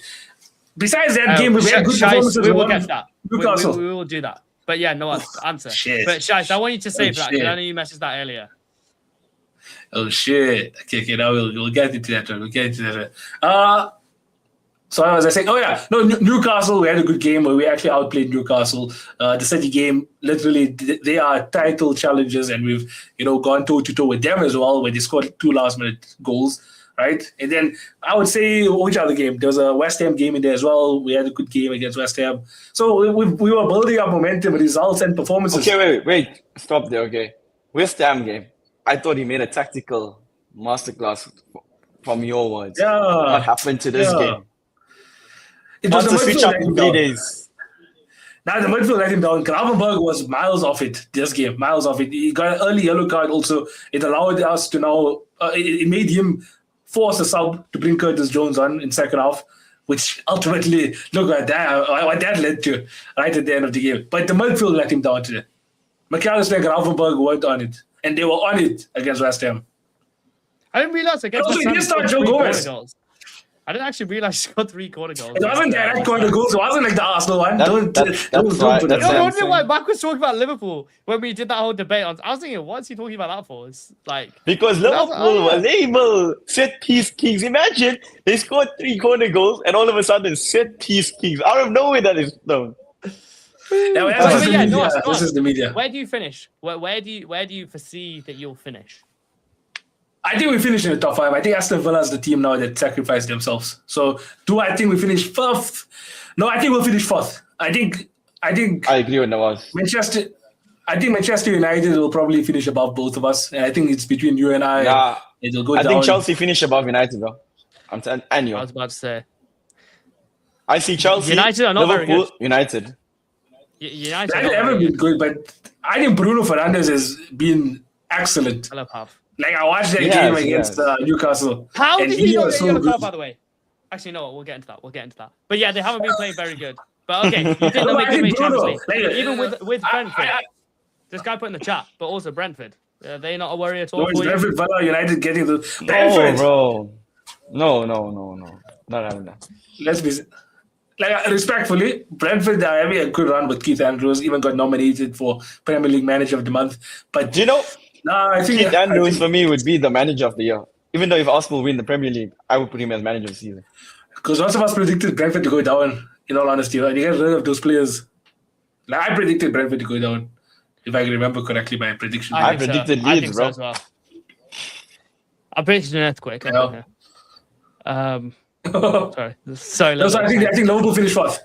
Well, where do you think? So you think Chelsea will finish 3rd and United finish 5th, or do you think Liverpool finish 5th? The thing is, Chelsea are like they're the best team in the world at giving you a vibe that they can't maintain, right? So what I saw against Aston Villa, I've watched it, I'm like, yeah, this is unreal, right? But just know, we'll play bloody Brighton away and turn into Bozo FC again. So it's like, I can't put my neck out on the line and say that we'll finish 3rd, but it feels like based on performance and quality, we should finish 3rd. So I'm gonna put some positive energy out there. I'll go Chelsea 3rd. I'll go. I think Liverpool edges. No, them. I think Villa might come back. Villa's not coming At this back, moment in bro. time- Don't get your hope with that. Yeah, I mean, their They're midfield, not bro. coming The midfield no is way. shot to pieces. You know what? I'll go Chelsea 3rd. I'd go Villa 4th, and I'll go Liverpool 5th. That's what United to make Champions League. No. Bro, it's Carrick, man. It's Carrick. You got to forget. People are forgetting that they finished like 11th, bro, or 15th last year, and they were like 11th before he came. Come on, man. Like, let's not talk. And Buemo has not been good since he played. We need to talk about Burmo. Like people. We need to talk about need that to talk about fraud. this. And we're going to talk about it. But I think Liverpool will make it above United because I think. No, would you take have a too 6th was an FA Cup? Yeah, I would personally take 6th was an FA Cup. Personally, or 4th with no. Are you mad? Finishing 4th with no trophy compared to finishing 6th with a trophy. I'll win a trophy, man, and play Europa League next season. How is this guy seeing Brentford, bro? Yeah. Brentford are good. No, I mean, bro, he's lost his mind. Good question, Kyle. But yeah, okay. Well, let's jump to the United game because I would like to talk about that before we get to just to end off the sort of like a top 5 race. Then we'll move into the title race games. But yeah, obviously, Manchester United went away to the mighty Newcastle, St James's Park, Sports Direct Arena to some people, and they went there and they did what all top teams do. They go there, they shit their pants, and they bottle it. William Masula, you rocked my world last night. You rocked my world. As the game finished, 2 goals to Newcastle United, 1 goal to Manchester United, and those dirty diving bastards leave Tyneside with 0 points. Guys, what were your thoughts? Sorry, Uzi, lad. Yeah, Uzi, I hope you're still here. Can I go back? Because obviously, Liverpool, as much as we lost, right, you have to look at the opposition we lost to. It is an embarrassing weekend, but we got let off the hook a bit because Villa lose to Chelsea, but United also lose to Newcastle. So realistically, not the worst week. Like, if you had to lose a game, this was a good weekend to lose, in my opinion. Right now, Newcastle outplayed United. Right, they outplayed them. People forget. They say, "Oh, United, they're winning games." They've sang the same song ever since they won Arsenal. Oh, not a good performance, but we got the win. Now, obviously, how long can you say that for? How long? Because I've heard so many United fans, "Oh, it wasn't a good game." We got to win. Now, today, the roosters came home, or the chickens came home to roost. Whatever the saying is, I don't give a shit, right? Don't give a shit. Because at the end of the day, it was an exposure for Michael Carrick. As School said, Carrick is special. Carrick is special. That's United's legend, bro. by the way. Played with Carrick. And Rooney came out and said also. Yeah, I played with Carrick. Rooney even said, what's going on with schools? He's just an attention-seeking guy. I don't know what's going on. He's No, not toes, leave him. I think anyhow, like, he's not also had the best of seasons this season, but I think he got it right against Manchester United. He started Aaron Ramsdale over Nick Pope, and Aaron Ramsdale. That was crucial, bro. What amazing saves! That was so many saves. Aaron Ramsdale. How was that save before Newcastle even scored that goal against Zalgiris? Yeah. That just gave me like those memories, bro. I don't know if you remember the game we also played Spurs. Leicester and Spurs, bro. There was one where his body went in like a weird way against Spurs. I don't even know if you remember that, but it's just giving me like those deja vu memories, bro. That was top quality. Yeah. And it's funny. It's funny. After the game, they said, "Oh, when did you know you were playing?" And he goes, "I only got told this morning." I was like, "You liar, yeah!" Because at halftime or at full time against Everton, you definitely got told. Listen, Nick Pope is a shambles, mate. You are playing on Wednesday, right? I don't care what happens between now and Wednesday. You're definitely playing. He's such a little liar for saying that. But yeah, top performance from him. And one thing I want to say is Mateus Cunha, yeah, you're on fraud watch. Low-key, you're on fraud watch because the amount of dives that you did yesterday was absolutely unforgivable, bro. Unforgivable. Yeah. And Allahumma barik, bro. You were not the difference maker yesterday when you really could have been. Because 10-man Newcastle, I get it. Yeah. People go to St. James and they shit their pants all the time, right? Chelsea do it literally every single time that we go there. But 10-man. And Bruno Fernandes got Jacob Ramsey sent off. Didn't get a yellow card at the end for kicking the ball away, right? So when we talk about refereeing and PGMOL, United, bro, United. I think that should be a top. That's the thing about Bruno. Let's talk about Bruno, right? I know PGMOL is the topic you're suggesting, but let's talk about Bruno, right? Because Bruno, for me, I've said it for years that I like the guy as a footballer. Because even when I brought on Miguel from the Manchester Derby and we did our combined 11, right? That I told him in that moment also, I said, Bruno, I love him. But he's one of those players where, people usually say, I like the player, I don't like the person. I like the person, I don't like the player. Like that. I said, with Bruno, he's such a good footballer, but I hate him as a person. So what do you mean hate him as a person? What did he ever do to you? No, it's because he always tries to referee the game. He always cheats. He always dives. He always cries. That part of his game, terrible. Do you know this year in the Premier League, they introduced the new rule. If you ask for a card, you'll get the card. How does Bruno escape a card on every single attempt? Because every single game, without fail, he's asking for a card. Yeah. He got Ramsey sent off. The Peter Banks, that stupid fucking airline, was about to just continue on with the game, right? Sure. Like, bro, honestly, it looks like a willy. His head looks like a willy, bro. But he literally was going to carry on the game, and then Bruno comes from bloody Manchester, to go, yo, why haven't you given him a red? When it wasn't even a red, it was actually a penalty, right? But yeah, I don't think many red cards. I think it was soft, but how many red cards have United gotten against them recently? Like, what is this? That's what I was saying. Bro, they cheated against Palace. They cheated against Newcastle now. Couldn't get the job done against Newcastle, but it was good. There was justice from Will Osula. Goal of the season? Question mark. Goal of the season, bro. It's up there. It's up there. Can I just say, when he came on, he always has energy. Will Osula, he's kind of like a meme. When I talk about football in Newcastle, he's kind of a meme because he always has. Do you know that player that has loads of energy, but it's not very good, but people love him because he has energy. I must Darwin too. Yeah, he was literally. It was Werner, bro. Literally, I've got him on my back. Werner. It was Werner. That's what Will Osula was. But what he did yesterday when he closed down once, and then he closed down Bruno Fernandes. Oh my god, he did a couple step overs, put it in the bottom left corner, bro. That was like. Oh my! That shouldn't have gone in. That goal should not have gone in, but it went in and out. It was just so beautiful. It was so beautiful, that goal. There was a stat that came out. There was a stat that came out in that moment when he was chasing the ball. He registered the fastest sprint from any striker in the Premier League this season. So he's the fastest striker. He goes to my barbers, bro. He goes to my barbers, so that's why, innit? Shout out, my guy. It's all in the cut, bro. Like our cars, it's all in the model of the car. It's all in the trim. No, but fair play to him, man. That was a fair good play. Game. I was happy. And Newcastle low-key have a striker problem. And I think now he might start over Gordon against Barcelona just because of that. And I'll be going to the game. So I want to see that. I think Gordon. Okay, so I don't think he'll start over Gordon. I think he starts alongside Gordon. Nah, I think he might start. Low key, he might start. No, Gordon's form in the Champions League is something else, though. You can't drop. Don't let this Karabakh fugaziness, bro. They just played Karabakh, bro. Come on. Also, Come on, Gordon is so special. Elanga, Wissa, Gordon might be the move. But then also, you're saying Willis Sula was the fastest player, like clocked in the Premier League or whatever, right? So he's got pace too. Yeah. He's got pace, but he also did have the grass in front of him to just run into in that moment. Taro Malacia, bro. Somebody put in the chat, they had Malacia and Ogata coming on. That is, when you see that, bro, how are you telling me the Man United are going to finish third? That was poor from Carrick. Especially when you realize that this is the second time Malacia played in the Premier League this season. The first time coming in the reverse fixture against Newcastle, which is in December. So what the hell is going on there? Michael Carrick still shows his inexperience as a manager. Why are you playing? You want to see how the game, you're playing this guy. Like, I'm sure there was other options on the bench.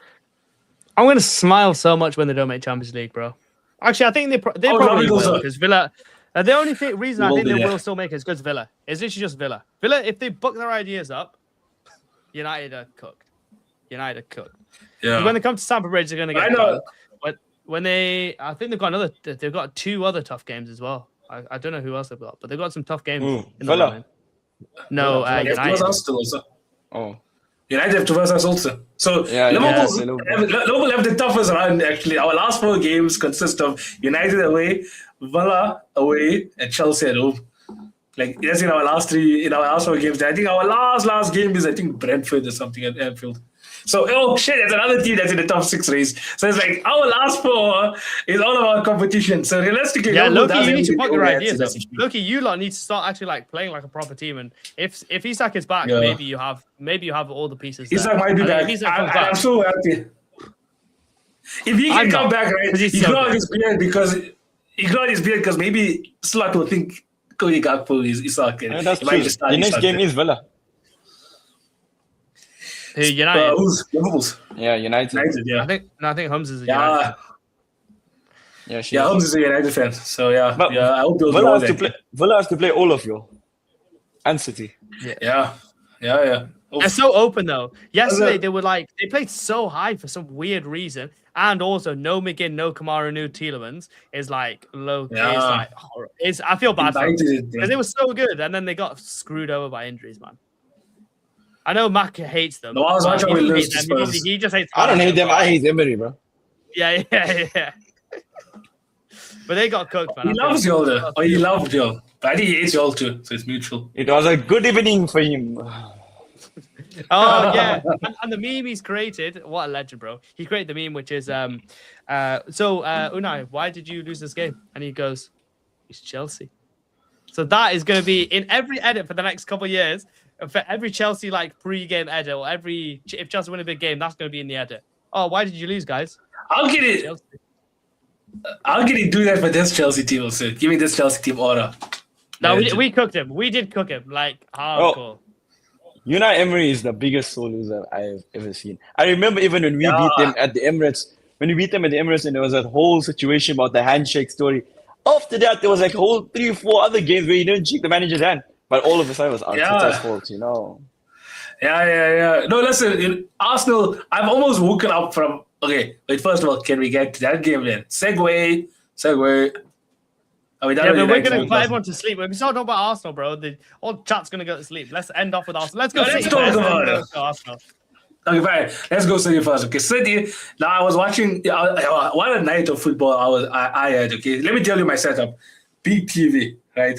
I have the remote on my right, switching between Arsenal and Manchester City because obviously they're the big games. My phone on the left, switching between Chelsea and Manchester United. Right, I was enjoying myself, bro. I had my Faluda milkshake there, still in my kuta, loving. I was sitting in my father's seat also. I thought I was the king, bro, enjoying my footy, right? And then I was analyzing everything because I was preparing for today. And then Manchester City, bro, they score first, they lose the lead on 2 occasions. And the midfield got outran again. I always said, bro, midfield is where you win games. Defense is where you win titles. Attacks is also where it's a mixture of both. That's where you really win games and titles. But midfield is where you can win games. And the City, Elliot Anderson, Morgan Gibbs, White, all these guys, they outplayed the City midfield. That Gibbs White goal. Oh my God. That's quality. Special. Imagine if Tottenham had him, where they would be in the league. Probably 16th. City should have got two penalties. Let's be real. City should have had 2 penalties. I don't know how the hell they This is the same one for the Liverpool one, bro. I don't think that is a penalty, though. It's Haaland's one. Yeah. Haaland was a pen, and so was the Rodri one. They're both penalties. No, the Rodri one is a pen. I don't like. I don't like the Rodri one. The Rodri one is more of a penalty than the other one. If you get the shot off, I think there shouldn't be a pen then after. That's my opinion on that one. I think the Haaland one should have been a pen. The Haaland was definitely a pen. No, definitely. Let's take it out. There's contact. Okay, wait. Let's hear your argument. What makes you say it's not a pen? He pulled back. There's no like inclination where he puts his hands. He puts his hands out, but he pull it back. I know you say his face touches him, but is that enough to say that it's a penalty? So you said there's contact. But is that enough for him to go down like that for a penalty? He says there's contact. He says he's guilty. Is that enough to be for a penalty? Last time I checked, I don't think so. All you need is a touch. It's a penalty, man. It's a penalty. When you're moving that fast, bro, this is what strikers do, right? If they get any contact, they go down, they get a pen. It should be a pen. Absolutely should be a pen. Okay, you tell me then. You tell me, Mac. We'll talk about Arsenal more, but just in comparison to a situation that happened in the same game week, Martinelli, was that enough contact? It is. It's enough contact, but I say both players are pulling each other. That's why they flagged it away. But there is enough contact for a penalty. One defender trying to push Martinelli off him. I said there's enough contact for it to be a penalty, but bro, they're both pulling each other. Both arms are wrapped around each other. That's the point of view they looked at, but we know they shite. Eid in 2 weeks. There's no argument. Tell Gabriel Martinelli, tell all your Arsenal defenders, Eid's in 2 weeks. It's not now. There's no reason for you to have 2 arms around doing salam alaikum. Yeah, when it's not. We haven't even got to the last 10 days, bro. Like people aren't even on Itikaf. You know what I mean? And man's already. We will get into the Arsenal one. We'll get into Arsenal one. Just stay back here. Yeah, we'll get into it. I don't want to refer to a situation where I wanted to know how much contact exactly did Haaland need to experience. But I think also there was one. I don't even know which one was it. I think Forrest also supposed to get a penalty. I saw it on Twitter. I don't know how. There was someone that got kicked. Similar to the Rodri situation. But that was a pen, Matt. That was a pen, though. You went watch the game. The Rodri one. Yeah. No, the Forest one. That was a pen, though, innit? I don't know what it was. I just saw it on Twitter pop up. Oh, okay. I thought you were going to go, that was a pen. No, I'm just asking you. I didn't watch the game. I was watching my Arsenal game. I'm boring 1-0 to the Arsenal. Bro, you know? so honestly, I was watching a multi-view. It was the most boring game I've ever seen in my life. And you lot, oh my God, you time waste. You know what? Let's move on from City. Because City, low-key, are throwing away the league a little bit. And now they're in a position we need to talk about City. We need to talk about City, though. Because there was another guy, your boy, your potential player of the season. He at least showed up. Good finish from Semenyo. Right? Where is City falling short this season? Because attacking, Semenyo came in and he's saved City a couple of times. Defensively, bro. Lacking some. I said something defensively. Yeah. I said it last week. Doing the job. I said it last week when you said Gay is coming in, is giving them extra protective place in the back, but it's not much of a difference, bro. City are weak defensively. How are you? All right, bro. No, I'm saying, can I go? Yeah, go. I think City are really good. But they just and Gay and Semenyo have been real game changers, but they started too late. They started being a serious football team too late in the season. You know, like they were never going to go and win 15 games in a row. They're not that City. They don't have that level of quality. So I think they just started too late. Is my opinion. I mean, the only way that they get back into it is Arsenal messing up a bit. You know, the Everton game and the Newcastle game is going to be difficult, but that's the only way that they can come back in the league. I think you only alluded to it. It's the midfield. What has the midfield Yeah. did for City in recent Well, games? Rodri was good Like- yesterday. Okay, I can't comment, but like the midfield, I I think think the Forest is the one was biggest a game pen. changer. But I don't know what was the annoys me. situation, bro. I just saw Bernardo Silva something. annoys me also. He's like Bernardo another Silva could have Bruno. won the game towards the end. You could have Tries won for towards the end everything. also. Apparently, also that guy on the I saw line. all the. I saw guy on the something. Right. I saw something on Twitter. I think it was that Big Steve, that ball guy. He was complaining about Foden. He did something he could have like easily. I don't even know what he did, bro. Won the game or closed the game out or Wasn't something. playing.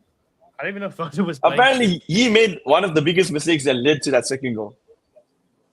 Is it? I never actually watched the Elliot I- Anderson. It was a really good goal from Elliot Anderson Anderson. scored the It was- second goal Yeah, Yeah, it That was a good goal, shit. though. live. Like. No, but I think I think it was for me, Big Steve and some other. What's that other guy? That young Chomp or something? Tommy Chomp. I don't even know. But they were all complaining about Who's the Foden. blinders? Toby Yeah, Chill. looks just like him. What's your name? Bro, Toby Chill. That's his literal name on Keys. Twitter. but who was the left back again for City last night, 2 nights ago? Last night. Nori. Who was the I left think it back? was Nori. I knew it. Yeah, I knew it. Where was Nico O'Reilly? I never actually like keep up to date with the strategies. Why wasn't he playing? I don't know. Doesn't he plays midfield, bro? Was he not there? Someone in the chat, tell us why Nico O'Reilly wasn't playing. He plays like he starts left back, isn't it? Or lately he's been starting midfield. Lately, No, I But think he the was- last he was 6 left back. games, 6, 7 games, he's been playing midfield. 6, 7. Okay. I'll need to fact check that also. Yeah. But yeah, okay. No, Man City stumbling, and the Oh, but only as reason a- it is a as a- stumble was We'll segue to Arsenal, unless anyone else has anything to say. But Azar literally said in the chat, right? He goes, Yeah. sorry, no, sorry if I interrupted you. Oh, about to say something. no. He was saying- sorry. He was saying, do you see Arsenal messing up a bit though? What's your thoughts on that? No, My opinion, Okay, you go first, my yeah. opinion is I don't think they'll win every game till the end of the season, right? I don't even think they could probably lose against City. And I still don't think they'll win every single other game. I think that's unrealistic, right? Because if they go far in the Champions League, I don't- going far in the FA Cup, I don't see them not losing a game or not dropping points. Like, it's unrealistic, right? But Okay. can City take advantage? That's Hamza, the only question I do you- have. Do you remember what I said like 2-3 months ago? What, when you said Vinicius was Oof. better than Martinelli and you're going to win the quadruple? Was it around that time? Yeah, no, but before the quadruple, what did I say? Uh, When is the league getting wrapped up? in April? In April. I'm telling you, let me put it like this. We win the league in April, there's a chance we won't win every game until the end, considering us resting players and that sort of thing. But if it goes all the way to May, I see us winning every game till the end of the season. Do you think from now till May you'll win every single game till the end of the season? Bro, the fixtures are lining up on our side. We have 5 home games and 3 away games. Are you being serious? Out of the 3, yes, the 3 away games we're playing is against City, West Ham, and Palace. Palace is at the end of the season. West Ham is at the end of the season. The rest are all home games. Do you West think Ham you're could going to be a win tough every one. game till the end of the season? 100%, bro. What? Say There's no custody, reason you to. believe that? Wallahi, I believe that, bro. I was gonna Premier League, all competitions. Premier League. And all Oh, competitions. okay. Oh, Welcome. Wait, I'll gosh. say. No, I don't want to say wallahi, but just know that's a bit of a hard one. But for Premier League, Oh, yeah, yeah, firm definitely. belief. So you have firm belief that You, you're going to you win every game. included from now with the on. Carabao Cup final, with the FA Cup games, Champions League games, you're going to win every game in the Premier League. Oh, okay. I say- okay. If we win it in April, then it's a different story. It's the Okay. resting of Okay. players. So But if it goes to alright, May, okay.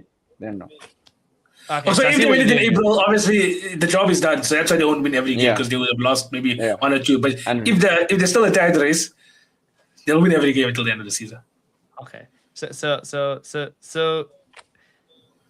I can't believe what I'm hearing. But so essentially, you've lost your mind. That's basically what I'm hearing. Essentially, I'm I on have my- not. I need to be checked into a mental institution, and I'm That's a I am That's literally all I waiting. had. I am waiting. That's I'm waiting also for please win the every game. 24th of May. I'm waiting for that day. Is it 24th or 21st? But either way, I'm waiting for that day when we pick that Premier League trophy out. You guys will see. It'll be the first time ever I we don't see think Saka's the Premier League armpits. trophies are outside the realms of possibility. I think you can, because I don't think Man City are strong enough to win every single game to the end of the season. I don't think they will, right? But you're not going to win every single game to the end of the season. Like, you still got some difficult games with teams that have things to go for, like West Ham away when they're fighting for their lives, Everton at home when they could be fighting potentially for Europe, right? Like, and they are, I think they're the second best team in the Premier League away from home. Bro, you need to just chill out a little bit. A little bit. I am chill, bro. I am chill. Wait, He is chill. He is chill. I am He chill. is chill. I am chill. I'm actually in this situation. I'm not really looking at. I know we should be looking at the bigger picture, but I'm taking it one game at a time. I'm not really going all the way that way. For now, you are, because you just said you're going to win every single game till the end of the season. I did say that, but for now, I'm looking at one game at a time. Now, we look at Mansfield, get over them, then it's Leverkusen. So why are you talking like Arteta, bro? This is a fan. It's not talking about Arteta, bro. I'm not. I'm just stating the facts how it is, bro. Just saying what's in front of me. Mac, you've lost your mind. Allah Nikasam, you've lost your mind. Who's this guy that right? lost his mind, bro? Yo, is he here? No, he's there. He's there, bro. Yeah. I haven't. Let me tell you something, Mac. Let me tell you. You know how we all three agreed now that Manchester United fans for way too long were saying wasn't the best performance, but we got to win. Do you think now you're going to be saying that exact same line because you've been saying it? Bro, you've been saying this from December. We haven't been playing good enough. From December. Yeah, it's true. Yeah, from December. I don't know how you make Look at what month we in now. Make it sustainable. I don't know Look at the month we in now. You know why? It's because Arteta mastered the art of you had a losing very poor run winning as well. games. Don't forget that you had a very poor run for a while. And only 3 games. 3 games, no. They drew to Wolves. They lost to Villa. They drew to Brentford and Wolves. They drew. If you have to look, I thought drop points constantly. If you have to look at they our points, and I think City points, United. They drew to Liverpool when they should similar. Just those 3 games. Just 4 games. Yeah, 4 games. Yeah, we are still 7 points clear at the top. Well, 4 with a game in hand. And then 1 when they lose. You never know what happens. You're saying they're going to win every single game to the end of the season, bro. I'm telling you, I think we beat City at the Etihad, bro. That's one game Arteta is not City. Arteta's not going there to win, bro. You maybe have the players to do it. He is 100% going there to win. No, he's not. 100%. I'm telling you, he's going there to win. No, he is going there to win, but he's going there to win haramly, right? It's a do you remember what happened last season when we drew 2-2? Who was the one sitting back with every single player in a box? Yeah. Who was it? I talking about the game that happened in September. I talking about the game that happened in September.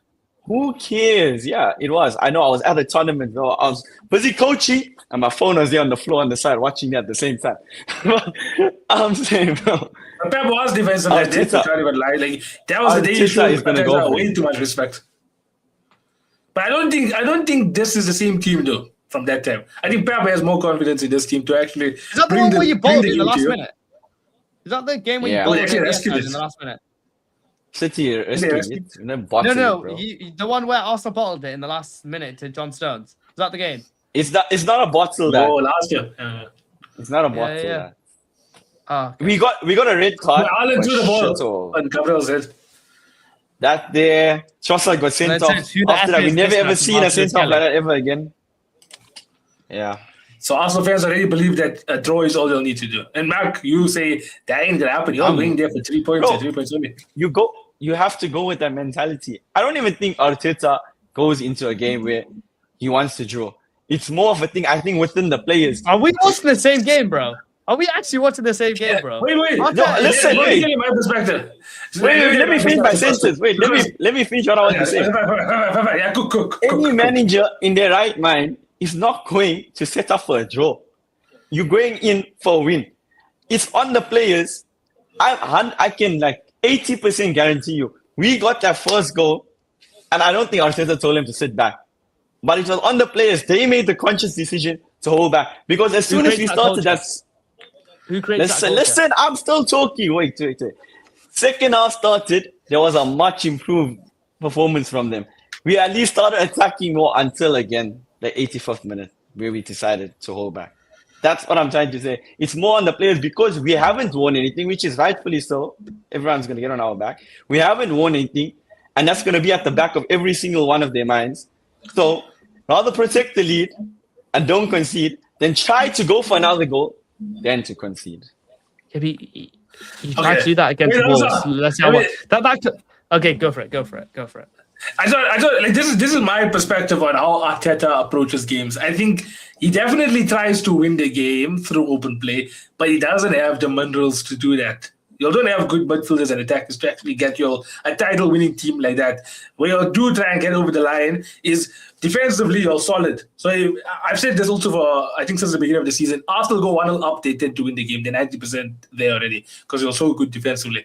So you're set up in such a defensively solid structure, and then you might get like a deflected goal here, an own goal, or set piece, whatever it is, right? Or maybe even a moment of brilliance. I don't know. I can't name one on the top of my head. Madueke, Champions League. Gyökeres, Champions League. Brilliance. Yeah, Oh, yeah, the goal against Atletico. Gyökeres goal against Atletico. Yeah. Madueke against Club Brugge, bro. A flipping stunner from outside the box. But either way, Martinelli. Against them too. Premier League is what I'm talking about. Against what? Against Portsmouth? No, I'm talking about Club Brugge. Champions League. Premier League, how many times back I keep on referencing the Big Six games also past Spurs, where these are the situations that can really tell you who your big game players are. And how many times, like, that's how Arteta approaches games. He makes sure that you don't concede chances, and then there'll be that one chance where you'll do score. But that's the game done and dusted because you don't end up conceding that many chances. And that's how you'll approach games this season. Very good centre back. On the point, okay, we have 8 more games towards the end of the season.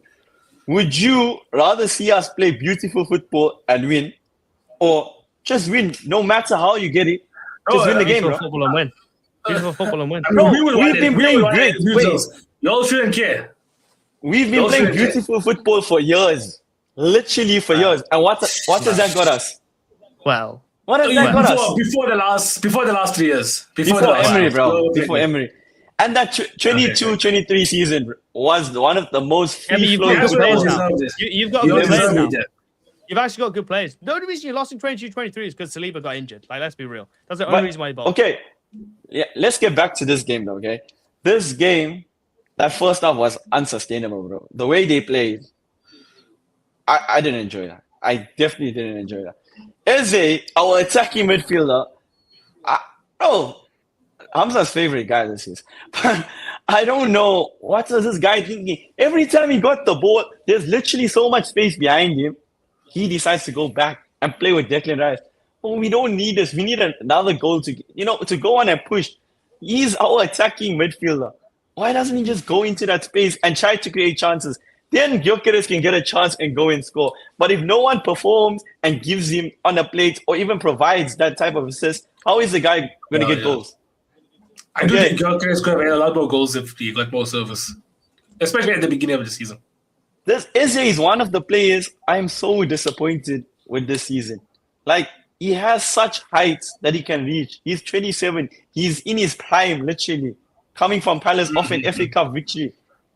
He should be delivering. He should be doing more. Odegaard is injured at the moment. The moment Odegaard comes back, Eze is back on the bench. Eze is not going to see football again unless it's a FA Cup against Mansfield or... You know what I mean? A lot of Arsenal fans are asking the question, now they're seeing why Arteta was dropping him. Odegaard is one that can unlock defenses. You might not see that, but he is one guy that can make a difference. And he's doing really good against Chelsea. Arteta's main, in his philosophy is control. He loves control. But recently, we haven't been seeing the control with the ball. And that, I think, is mainly due to Odegaard not being there. When Odegaard is on the field, he demands that ball. He just basically, he sets the tone for the team. Now, with him out, I don't know, we just too defensive in that aspect. I don't know. I honestly, I can't give you an answer for that reason. But defensively, we're doing well. We're shutting teams down. This is by far the worst, not performance, but we had 0.01 XG. 0.01 XG. That Terrible. is, when you listen to that, is horrible. But like I said, what matters is you get the 3 points. at the end Yeah, of the you, day. you, you asked the question, right? You asked us, would you rather this, would you rather, for you, Yeah. would you rather win the Premier League or not? Like, at the end of the day. Definitely. Just win the Bro, Premier the League. Premier League is the top, bro. You have to win that. Listen, I know we haven't won the Champions League at all, but if you have to give me the Champions League or the Premier League, I'm definitely choosing the Premier League. At the start of the season, whenever you're employing the manager, his first realistic goal, win me the Premier League. It's not winning the Champions League. Win me the Premier League. Everything else that comes afterwards is a bonus. It's So true, though. Like, for definitely- Arsenal, like, let's be honest. We It haven't is- won it in is the Premier League 22 first. years, bro. I was literally 3 years old the last time Arsenal won the Premier League. Yeah, but you've never won that's anything in how Europe bad- ever. That's how I get that point. Yeah, well, but like, the you Premier have to League look at that is the right now. pinnacle, bro. Especially what happened over the past couple of years. For me, what I was saying is also like Arsenal are almost in credit. They deserved, in my opinion, to win it in 22-23 because they had one of the worst bottles, right? But they were playing good football. Yeah. I still remember that Reece Nelson goal. At that time, I don't know what's changed over the past couple of years, but at that time, none of us really hated Arsenal. Obviously, besides Chelsea and Spurs fans, because that's a normal rivalry. But like, as a Liverpool fan, I was like, yes, someone else besides City is going to win this league, and it's not going to, like, I was actually backing you guys that season. So I don't know what's happened over the years, like why we all hated you. Someone has to study that.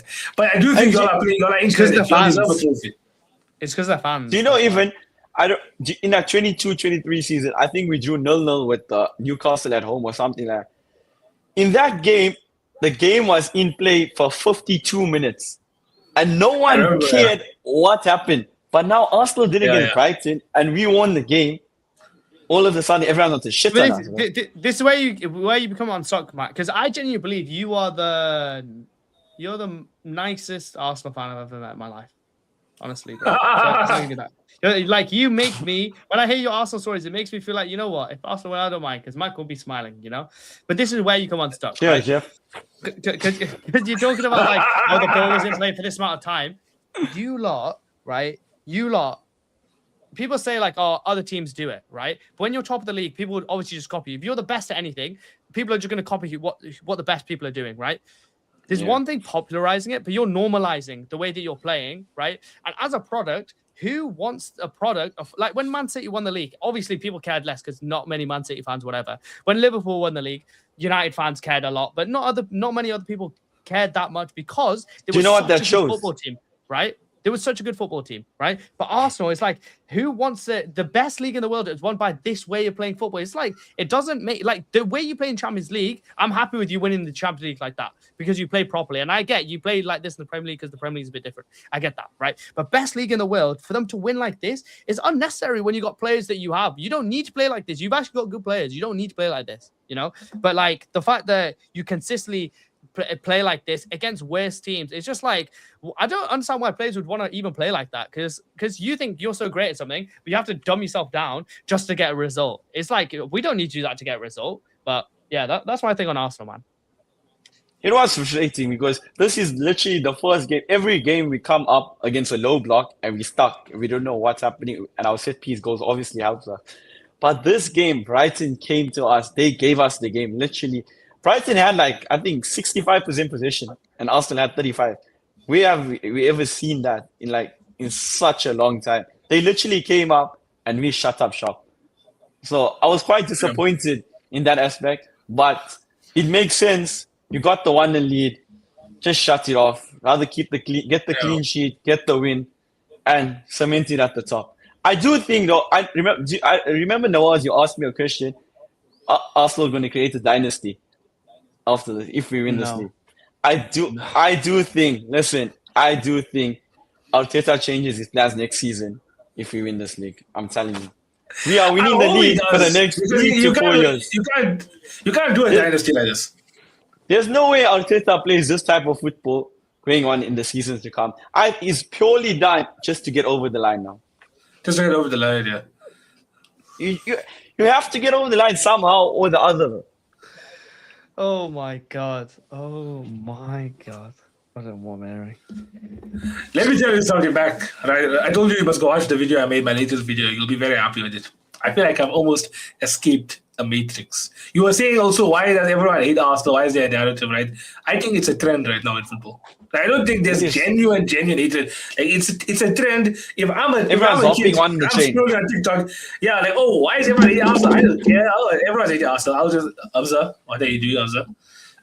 You get frustrated. You're playing on your just. Do you know? I think it's a trend.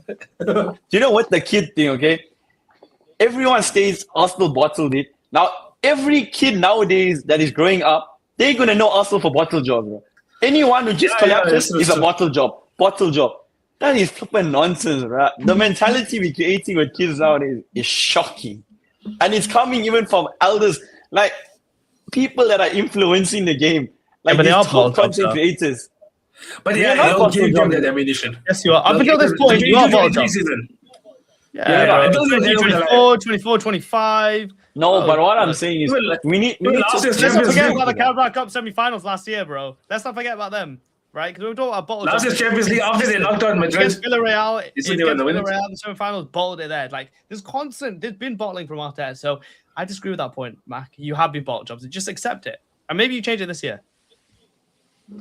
That's the thing. Okay, You're then not continue. until you aren't. That's the thing. Oh, but yeah. So I was saying, like, even I was having this conversation with my father also during Serie. I'm like, I made us start hating Arsenal because, like, I was telling you, like, you know, that's why I'm telling you, I escaped the matrix, right? The matrix that everyone in India hates Arsenal. Why? You know why? So because even back in the day, like when Liverpool were winning, I think when we first won the league, like 2019, 20, few seasons before that, you know, the question comes up: if you don't support your current team, who do you support? Right? I'm sure you'll ever ask yourselves that question. If you don't support your current team, who would you end up supporting? So my answer, and my father's answer was Arsenal. I think we'll always never say United. We'll always never say United, right? Chelsea, I keep on telling you, Hamza, you're the older version of Manchester City, right? So you'll sit there, right? Manchester City, small club, in all honesty, still, and then. I mean, Tottenham, also a small club. So I said Arsenal. I always liked Arsenal growing up also. Thierry Henry, Theo Walcott. Who else was there? I didn't ask him that game that 4-4. Bro, what job right? of Thierry Henry to Theo Walcott? I know it's at the same level, but I'm just talking about when I grew up watching Arsenal. Thomas Vermaelen to Matthew Debussy. I never got to Arsenal's last good team was 2004-5. Like I obviously never got to witness much more. 13-14 team was pretty good. Ramsey was good then. Cazorla was decent. Yeah, Do you remember that goal against? such as Do you remember that? 15-16 was also good, bro. Giroud literally costed us the league. He literally every game he went into, he couldn't finish. The amount of chances also put on a plate. He finished in the Champions League for Chelsea. He finished in the amount of for Chelsea. Maybe it's just an Arsenal problem. Nah, it was a Giroud problem. Ozil was on track to beat Thierry Henry's record. But Giroud, brothers have been on track bro, to be on track to be. Giroud was getting on the plaster, bro. The line is here, the goal is here. Giroud was sending it there. Monaco in the round of 16 or quarterfinals. Twice he did that, not even once, twice, and we got knocked out because of it. We lost by 1 goal. That's how shit he was. You can claim Giroud because he is atrocious. Never an Arsenal legend. He is rubbish. He can sit in the bin. He doesn't want to claim. You lot stopped him from winning anything major. He came to us. He stopped us from winning. We didn't stop him from winning nothing. Let's help you win a World Thank you, Cup. Arsenal. We'll help you win a World Cup. If you know, We'll you then know. help you win a Champions League. And yeah, he's a good guy, man. Olivier Giroud, bro, you just hang on him because you just. I love your shit. No, thank you. I'll be honest, yeah. If my son came to me at Sehri time, yeah, and I don't want to speak to anyone, start talking to me about Arsenal, bro, I'd stop. Honestly, like They're I'm surprised your fun dad family, didn't just hit you. I'm surprised your dad didn't just clip you around the head just there and then. Why the hell are you talking to me about Arsenal? I want to. We're talking about football. We're talking about football. Arsenal is a tough reason. Now, Arsenal, like you know, honestly, I'm thinking it's a trend because now, especially the set piece thing really opened up my eyes. I was thinking, shit, we're going to get clowned. But everywhere I'm seeing set piece kicks also. And I was like, oh, it feels good, right? It feels good. But then even this Brighton situation, like people are talking about how the ball was out of play for about 30 odd minutes. But you look at, there was some stat where if you look at all of the teams in the Premier League, Arsenal sitting at like 6th or something for most time in open play, when Brighton is sitting at like 70th. So it's like even on that point, okay, Brighton probably got like 6 or 17 fouls. How much time does that accumulate in the game also? They only look at Arsenal. How much time does that take on it? Kavanagh is another disgrace of a referee. Every small thing. Sit your ass down, boy. I'm tired of these referees, bro. Every small thing. Ruta was falling for foul. Bro gave Zubamendi a yellow card for Ruta champing on him.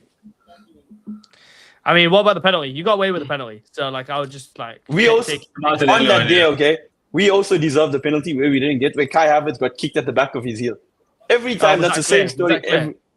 That's a clear and obvious thing. Even 22-23 season, when we played Villa, Jesus got kicked, no penalty. If we got that penalty, we scored, we win the league. So, I'm not happy. I love Mac so much. Mac is my favorite person in the world. Alhamdulillah for that. Why are you bringing up stuff from 2022? Huh? Why are you talking Bro, about I'm just coming with, it's like same incidents. That's what I'm coming up with. Yo, stuff like I don't hear about your trauma dumps, bro. Everyone is terrible. But like, that's another thing, dude. So I'm going to tell you this response, and then that's another thing. Arsenal fans have been hearing this for years. So when things do go their way, they shouldn't care, because I'm going to literally tell Mac now, everyone experiences these tough calls, just go on with it. Right? So when things do go in their favor... That's why we're enjoying it now. They're just going to have to go on with it. There is a double standard, though. Hamza, I don't know if you'll ever take off your biased glasses when it comes to 80 on Arsenal, but there is a double standard with Arsenal. In what sense? Like they'll do something and then they'll get villainized for it instead of like praised for it first. You know, like other like even there's Brighton one, for example. Like there's Brighton one, for example. Because let's talk about this first point, right? So the Brighton game, I guess the topic all over Twitter was the fact that Arsenal only, had that 30 minutes of open play, or 30 minutes of stoppages in the game. It was like 30 minutes of stoppages. It was 30 minutes, the ball out. But that's what I'm saying. They're saying Arsenal. It's Arsenal and Brighton. Like, if they're getting 17 free kicks, imagine 17 free kicks. How many minutes is getting wasted by that? You can't only label it Arsenal. It's both teams are playing. You need to count it as together. You can't just say Arsenal are doing 30 minutes of wasting time. I understand. We did waste time. How many times David Raya fell on the floor, this, that, and the other, and wasted time? It's a no. But you can't just fully blame us for that. The thing is, I'm not going to say Arsenal's a world-class team, dude. They might win this league, right? But this is by far not our best team. Yeah. This is like the way you're winning games. Like I told you, you're not winning games. You're just not losing them. Like, I don't know if that makes sense, right? But you're just not losing games. So like I said, it's a matter of getting over the line. Yeah, I hear that. But you're saying take up your bias, bro. There's a reason why everyone has the same issue that I am having with them, right? It's like they actually have decent players. I get, right? If you look at it in isolation, got bantered for years for not winning anything. Now they're doing everything to win, right? That's without context makes absolute sense. And I absolutely get that. But that's what I don't like about Arsenal fans, because they create this like false reality that they live in, right? As if that is reality. It's not reality, bro. Because the reason why people have issues is not because you'll win the league or whatever, because you have been decent for a couple of years. It's not like you just randomly turn into Haram ball and then randomly start winning the league. Like you've been there and thereabouts pretty much for like the last 3.5 seasons. It's been pretty good the way that Arteta's revolutionized club to get to that point. But the point is, you play poor football, right? When you don't need to play poor football, because I've seen you go a goal behind and play really swift, good football, and there's just been like little moments where it hasn't come across. Like against us, right? You were 1-0 down, and then you were all over us, got to 1-1, and then just stopped, right? At Stamford Bridge. There's been constant, even against Aston Villa, you were 1-0 down. You played really well, got on level, and then just stopped. Right? Just completely stopped. So I get annoyed because I'm like, I can see this quality there. Saliba, Gabriel, amazing defenders. Declan Rice, quality. The only problem I have is probably Zubimendi. Calafiori, I think, is a unicorn, bro. I think that guy is so good. Jurien Timber's decent. He's not as good as Reece James, right? Don't sleep on Hincapié, bro. He's the only one that has won. He's the only invincible in our team, bro. You got decent backup as well, right? You've got Saka, who's okay. He's not amazing, but he's decent, right? On the right hand side, you got okay, like Trossard going to get you goals with Martinelli. Obviously, your attack is probably the weakest part. My whole thing is that can I ask you though? Saka is decent though in his decent season, he's off season, he got 16 GA. No, In but his it's not about off-season. GA, bro. He's not good. Like, No, he's I'm just just not asking. like. No, but it's his level, bro. Like, bro, I'm pretty sure Enzo Fernandez has like 14 goals, and he's not supposed to be the main guy. You know, we already discussed that in terms of he's lost his pace massively. Due to hamstring issues. Let Hamza finish his point. You're building up to something. But my whole point is that like Arsenal could actually be good, right? And I think defensively, Gunnar King was talking about like, Chelsea fans shouldn't say anything because their team is defensive. Nobody has ever said Arsenal are bad because they're defensive, right? That's kind of why we like them, is because they're so good defensively. It's like, and it's not something you'd attribute to Arsenal years like going back. Like, they're so good defensively. It's amazing that they are that. Like, obviously, I don't want it to be like that, but it's amazing that they are like that. But what they do at set piece, the amount of corner goals that they get, there's been like the amount of reliance on that when they don't need to play like that. That's where I think the problems are. And like, I know it was only one game. It was only one game against Chelsea, right? Where you were hugging and whatever, but you do that constantly, and it's like so unnecessary. Like, it's so unnecessary to have to do that. On that point, though, okay. On that point, that it goes to the place where a few years ago, like you said, we are in our banter era, okay. Everyone was shitting on us.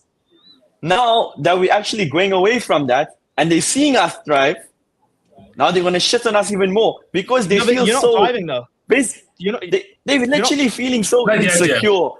Bro, they're feeling insecure, but we're not in the banter era anymore.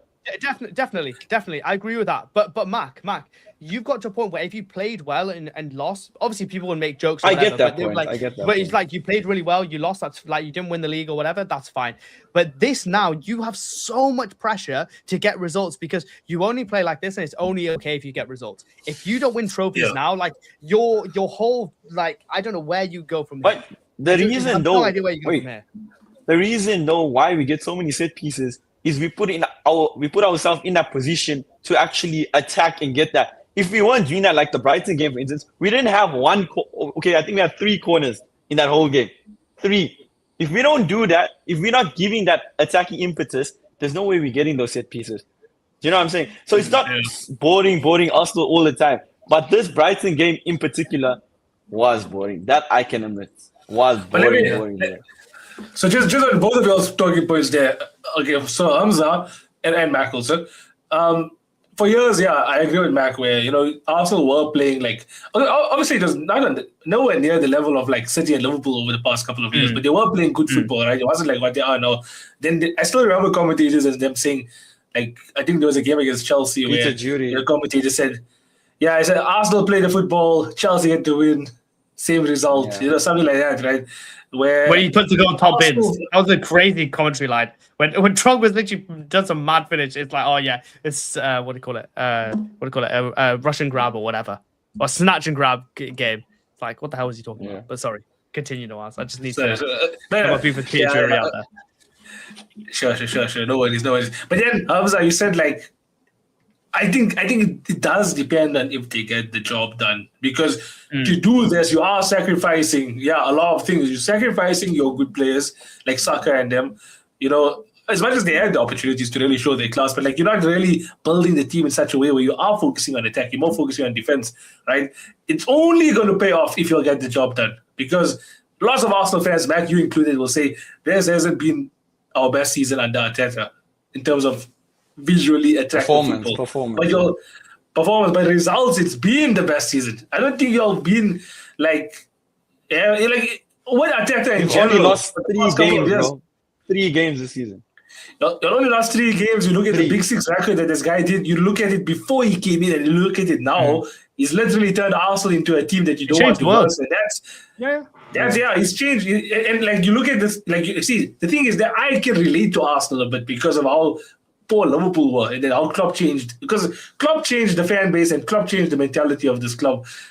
That's what Arteta has done. He obviously took a different approach, right? He never went the Klopp approach, but he took a different approach. But he's allowed Arsenal fans to, be up there with the big boys, to believe, have title aspirations for years now. And I think if he gets the job done this year, Arsenal fans won't care. That day, the 24th of May, when Declan Rice is left here of the Premier League, or Saka is left here of the Premier League, they'll be pinching themselves, thinking, how did we get here? Considering where they were just 6 years ago, 5 years ago. You wouldn't have thought they'll be winning the Premier League. 100%. That is why, bro. It doesn't really matter. However you get the win, as long as you get the win, 3 points is what matters. Nothing else. And you're sitting pretty at the top, I'll take that any day of the week. And now it all depends what happens next season. If you don't get the job done, does this will still stay? If you do get the job done, does he change up his philosophy now that he's finally? Let's take that conversation now. That'll be. I personally think if he doesn't get the job done, he's not in the job. Yeah, that's right. This season, he sacrificed so much this season in terms of attacking football. The job done. I'm sorry, bro. Like he has to go. It's never going to happen then. If it doesn't happen this season, it's never happening with him. But I don't know what more you can do. Because he would have got so close. They wouldn't sack him because he would have got so close. But realistically, what more can he do? He played attractive football. They won't sack him. They won't sack him, bro. Arsenal are not like that. Yeah. Who tells him to change up his style then? But who tells him to change up his style? If that happens, let's say okay, good. If that happens. But wait, I want to have a small. I want to touch on the Fabian Hurstler one.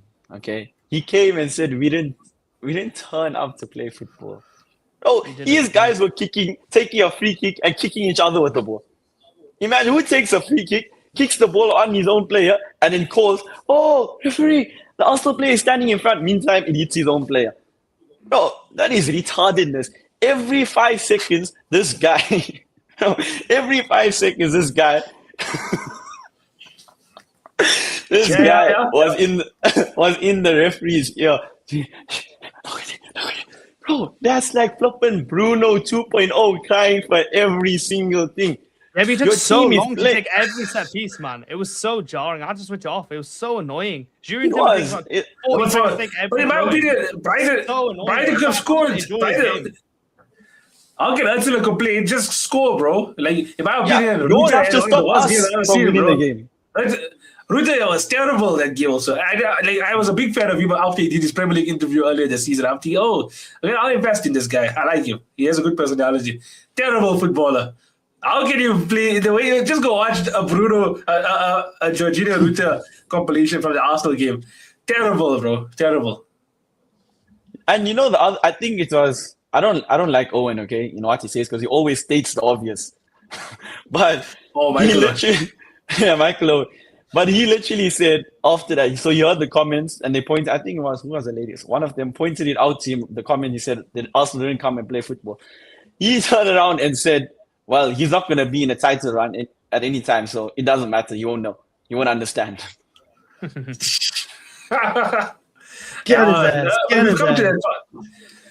come to that part of the season where Arsenal, it's funny, Arsenal's been saying this since game week 2, or game week 1 against United. But we've come to that part of the season now where the first 2 months, I think we actually played football. After that, is when we just died off in performance-wise. Yeah. To be fair, I did because I remember talking to Arsenal fans and they were like, because I was saying there were moments where you weren't playing attractive football. It wasn't every game, but then you would counter me by saying, but look at this game where you did have a good performance, like in the Champions League. I think Bayern was early in the season also. So, you know how crazy it is? When we win this league, Arsenal fans are not going to. Yeah, Arsenal fans are not even going to like. 2 minutes and 2 hours, 2 minutes. Okay. Continue. We're not really going to care what happened during the season. There will be only 2 games that stands out for us. 2 games. And you already know which 2 games. Even though they're going down, it's going to be those 2 games. Those are the only 2 games where we had our best performances and shattered them at the same time. 4-1 victory. 8-2 aggregate. Literally. Sorry, Spurs fans. But I just had to. That's going to be, I think, our moment from the season. Okay, so it's embarrassing we only scraped past them. I think we only beat them 1-0. True. We still have to verse them, so I'm not going to say too much about them. I'm not going to say too much. They might just win us. They will win us, probably. That's how Liverpool are this season.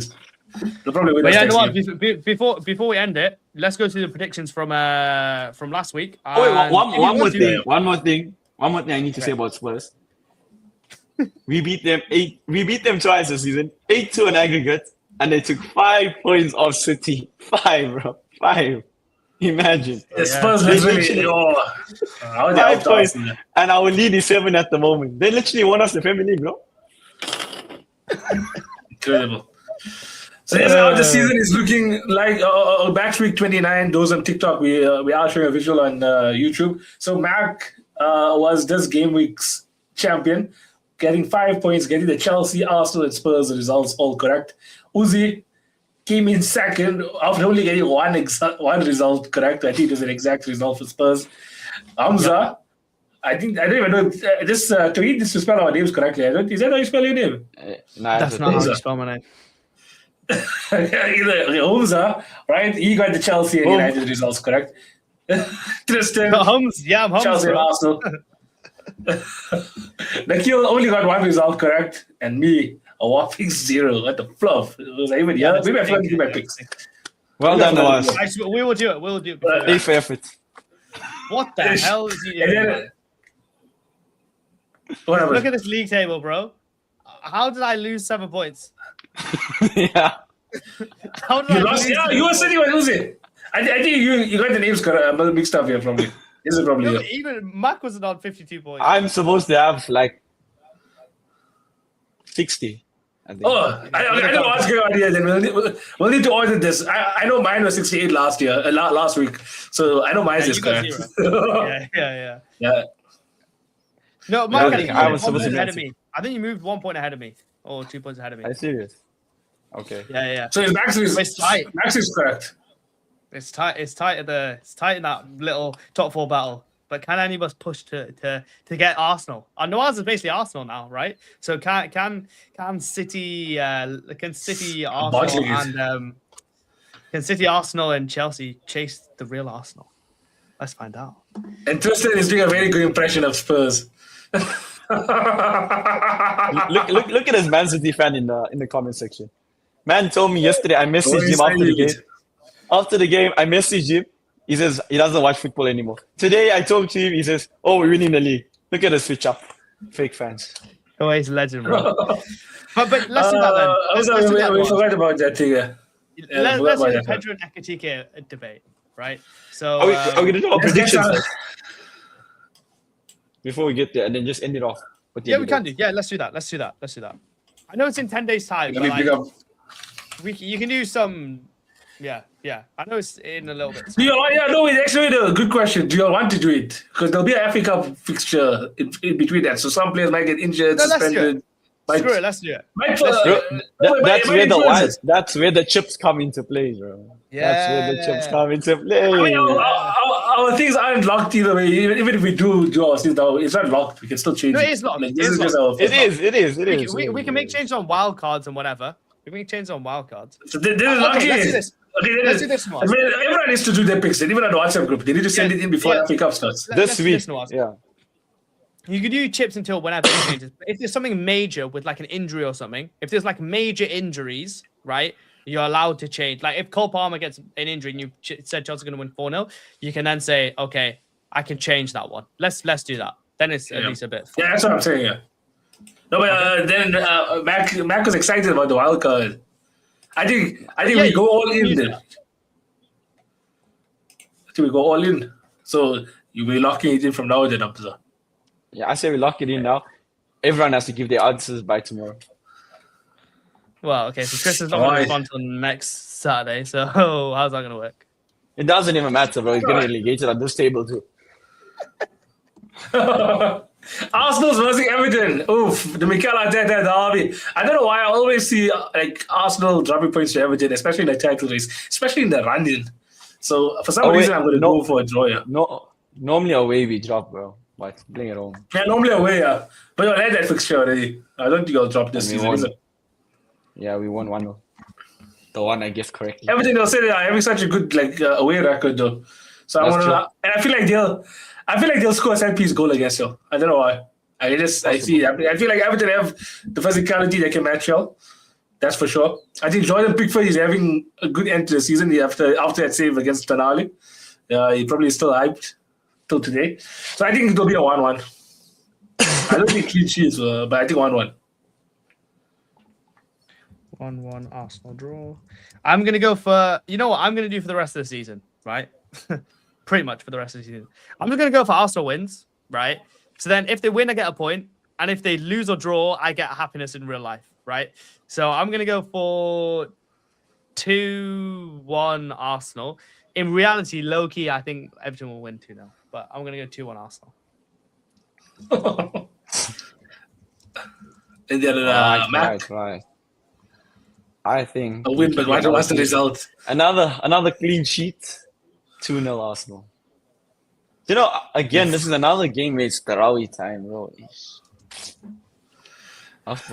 Why was the last time you This is played the perfect time Tarawih? for me. Was the Chelsea game? No, Another one because then. it's the exact same time as To be fair, I'll be able to watch the last 20 minutes. 20 minutes, I think. It depends on where you go, or if you're 8 record merchant, then you can watch the game. Yeah, I was looking at 6 record record I today. didn't match any. I was 6 record merchant today. My feet started hurting, so I gave up. You know, literally in this week, next week we play Leverkusen at 19:45 and Everton, both games during Tarawih. Crazy. Crazy. So yeah, next one will be the Hamza derby, Chelsea at home to Newcastle. Okay, so this will be Obviously, after the Vanessa. PSG game. Chelsea are definitely going to win because we always, just to give you a fact, guys, Newcastle have only beat us once at home at Stamford Bridge since the Premier League began. So since 1992, even before we had history or we had a team, right? Even before that time, they've only beaten us once, and that was Papi Cisse goal. So we are definitely going to win. The only question is, how much are we going to win by, right? And this is going to be after the PSG game, so I'm going to go for a 2-0 Chelsea win. What's happening with Nick Voldemar? Is he fit or did he just get dropped? Well, Volta Dropped. Yeah, Voltagood. I think he's injured. Man's been I think- playing midfield recently, bro. He's injured. I Because think so. for me, Newcastle hasn't been strong this season. Like, I'm very grateful for the win against Manchester United, but let's not pretend as if Newcastle have been strong. Cheeks, Beat them by cheeks, off- bro. And Cheeks, both cheeks. Cheeks. Baltimore's cheeks of Vista this season have been cheeks. I thought you were rating Voldemar as one of your favorite players. Yeah, he's Start of the funny, season, he's bro. great. He's great because he's terrible. But like, no, he's not terrible. He's just funny, isn't he? He's just like a meme, isn't he? And I He's just- like Lingard or something. Yeah, I don't know if you guys saw that video on there was a show, I think it was on Sky Sports. They had a video between him and that Malik Tal. And apparently Malik Tal said they were playing at the same tournament or something, and he said there was a guy that played like Messi. And it was Baltimore. Baltimore's got good feet, man. Let's like he's used correctly. He'll actually be good. I'm just being a horrible person, to be honest. But yeah, I've gone for 2-0 Chelsea. No, but even what you call it, Wissa, did Wissa also play 6 records tonight? He was a 2-record mention, bro. I don't even know what they call 2-record. But you know what? At least he went. You know what I mean? Like, say a man don't go. Man went to do don't these raise 2 her. records and then go watch the City and Newcastle game. City was still on top. He went Allah first, and then he supported his teammates. You can't He like made sure he say got Allah. those 2 records in. Mashallah. Exactly, bro. Yes. That might be the difference between him going Yeah. to Jannah or not, you know? So who knows? Never know. So I think I'm also going to say Chelsea will never seen here. I think I think I mentioned it before that you can't go against him. He's only been winning. In last time I checked, Arsenal's badge doesn't have 2 seahorses on it. So I think Chelsea should probably win this game. So I'll say Chelsea. He'll be scoring goals also at João Pedro. I'll also say a 2-0. 2-0 Chelsea. João Pedro double. I don't know how the hell this guy's scoring so many goals, but I see Because he's a proper Newcastle player. scoring. That's why. I see Newcastle scoring, but Chelsea is going to win. 2-1 Chelsea. the safest result in football. You know, I'm changing mine to 2-1 also. Sorry. I just realized who's your defenders. And I might end up, I might finish the game with 10 men or something. You know, I'm also going to go to 2-1. I think I'll go 2-1. I'll go I think 3-1. I'll go 2-1. I'll go 3-1. Nah, I'm going to say 2-1. I'll say 2-1. Yeah, I'll say 2-1. I just realized who's your defenders, bro. No, I've realized. To be fair, Fofana is back. Is that a good thing? He is your best centre back, bro. Come on. For fun and Yes, against Villa. Chalobah might keep a clean Against sheet. Villa. No, Chalobah's better than him. Chalobah is better than him at the moment. No, yeah, but as I say, you almost pay up the two. As long as They do play together. As long as Tosin's not playing, I can live. I can live with that. If I see Tosin playing, bro, book it 3-0 Newcastle, bro. Chelsea red card. Yeah, this is gonna be a tough game, in all honesty. But does City drop points in back-to-back games? That's the question. Oh, I'm gonna go 3-2 West City. Ham's I think it'll be a high-scoring game. West Ham's fighting relegation. Who scores West Ham's 2 goals? Then? Somerville and Bowen. Somerville is in the form of his life right now, bro. Yeah, Somerville, yeah. He was cooking yesterday. I think he got like 8 goals or something his last 7 games or 8 games or something. Proper player. I'll say 2-1 City. 2-1 Manchester City. I'm thinking, It's do gonna I be a go tough down game. the route? Do I go down the route like how I went with the Forest game? Reverse psychology. Or Yeah, not? sacrifice this league for your league. Sacrifice this league for your league. It's fine. I'm thinking, nah. West Ham is going to have something for me. I'm going for 1-1. Oh, shit. All right. Ooh, Next now game. it's a lovely Sunday. Wait. One more thing on that game, though. Take into account it's under the lights. The pressure will be on both Under teams. the What lights. at the Fishbowl, London Stadium.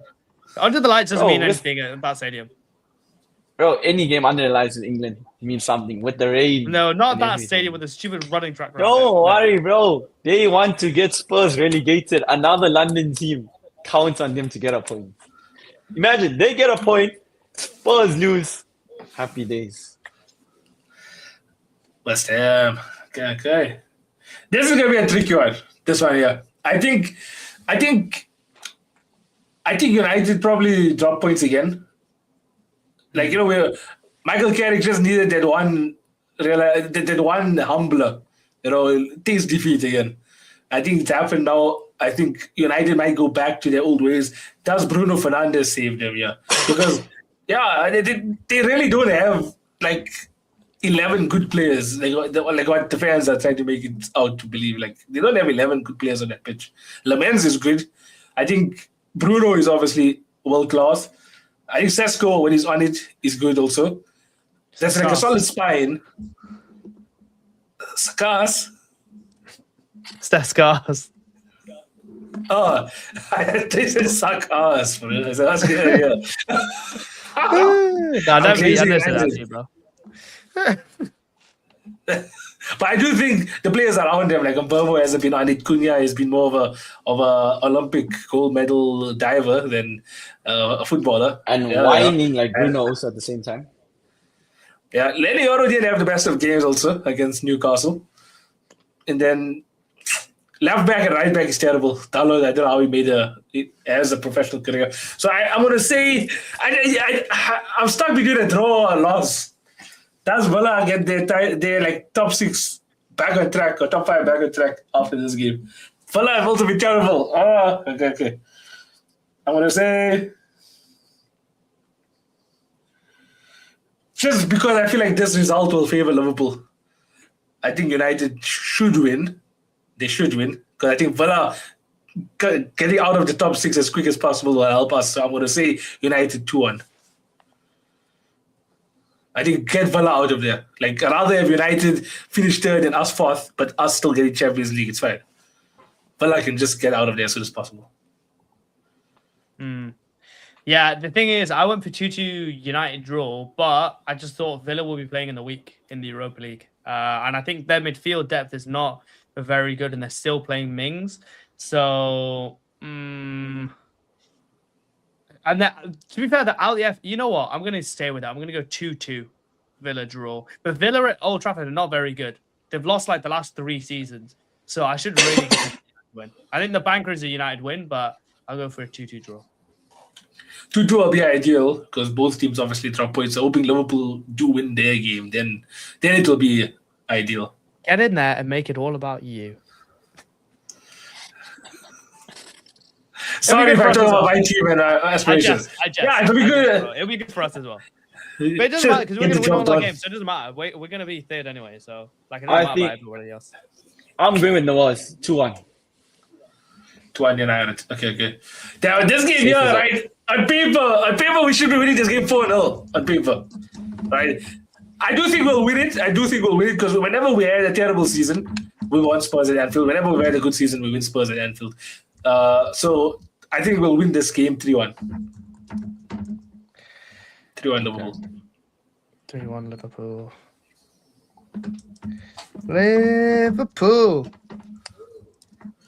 Liverpool. Obviously, this is also after our Champions League game now. I'll go for... They play Atletico, bro. I go 4-2 Liverpool. But I would rather go to Spain than to go to Turkey. I'm playing against Atletico. I think but Van Ben's going to help Liverpool a lot. And I think Van Dijk will do some stupidness and Richarlison will score. So that's why I'm going to go for 4-2. Richarlison always scores against us. So, yeah. So almost like he's against all defending. I'm going for a clean sweep. Liverpool 3-0 wins. Spurs are shit. The manager is shit. The defense is shit. The midfield is shit. Pure shitness anyway, bro. Yeah, but the manager will be gone by that point, Mac. You got to remember, in 10 days' time, the manager's gone. Bro, so whoever they bring in, they still shit. Bring Ryan Mason. Inverted angles. If you know, you know. Okay, everyone gave their... So that's all of the top 6 games done then. And then Wolves going to continue their winning streak and win Brentford away. Yeah. So, just to confirm, Nawaz went for a 1-1 Arsenal draw, 2-1 Chelsea win, 2-1 Man City win, 2-1 United win, 3-1 Liverpool win. Mac went for 2-0 Arsenal win. Sorry. What? Nawaz went for a 1-1 Arsenal draw. He then went for a 2-1 Chelsea win. And then he went for a 2-1 Man City win. Then he went for a 2-1 Manchester United win. Then he went for a 3-1 Liverpool win. Is that all correct? Okay. Happy with that, Nawaz? Any changes you want to make? You can't make any changes unless Bruno breaks his leg. You know what I'm going to do? I'm going to play my safety net, Chuff. Boom, boom, boom. I'm going to do my safety net, yeah. On which game? It's for the safety net is for all of them. No, what? That was never a rule, bro. What are you talking about? No, it was. 18 points. So the safety net is basically you don't lose any points. You just get 1 for each. Unless you get you never lose any points anyway. No, so what he's saying, you don't get 0, you get 1. You guaranteed to have at least, like you never get an incorrect result. And I think when we had this discussion, we were saying, what if I do get every result corrected? And it's just like, what's the point? Some people might have more than one thing that... Yeah, like some people might have like 2 results where they got safety. Some people might have 3. Like in my case, if I use my safety net this week, I wouldn't have had 0. I would have had 6 points, which would have made me top of the league. Yeah. So you don't want to get the predictions right. You want to get them wrong, basically, when you use your safety net. Basically, you don't want to get it wrong, but it's like at least there you guarantee to get 1 point when you do get a prediction wrong. Yeah. But if you get it right, you still get your 3 points. What we'll do, Nawaz, put a message in the chat of like all the safety nets, right? And then put like Nawaz tick, like once it's been used, Mac, and then have like Max, Hamza. So then we can follow it. But okay, cool. Safety net. Nice. Good job, bro. I forgot what was that so condescending? Why was that so condescending? I didn't mean that. Sorry, bro. I didn't mean that. Okay, it's fine. That was all those results were locked in. Yeah, but I'm happy. All my results locked in. Yeah. Okay. So there's a 2-time multiplier on the entire game week. Yeah, so like if you got 6 points, you'll get 12 points. Yeah.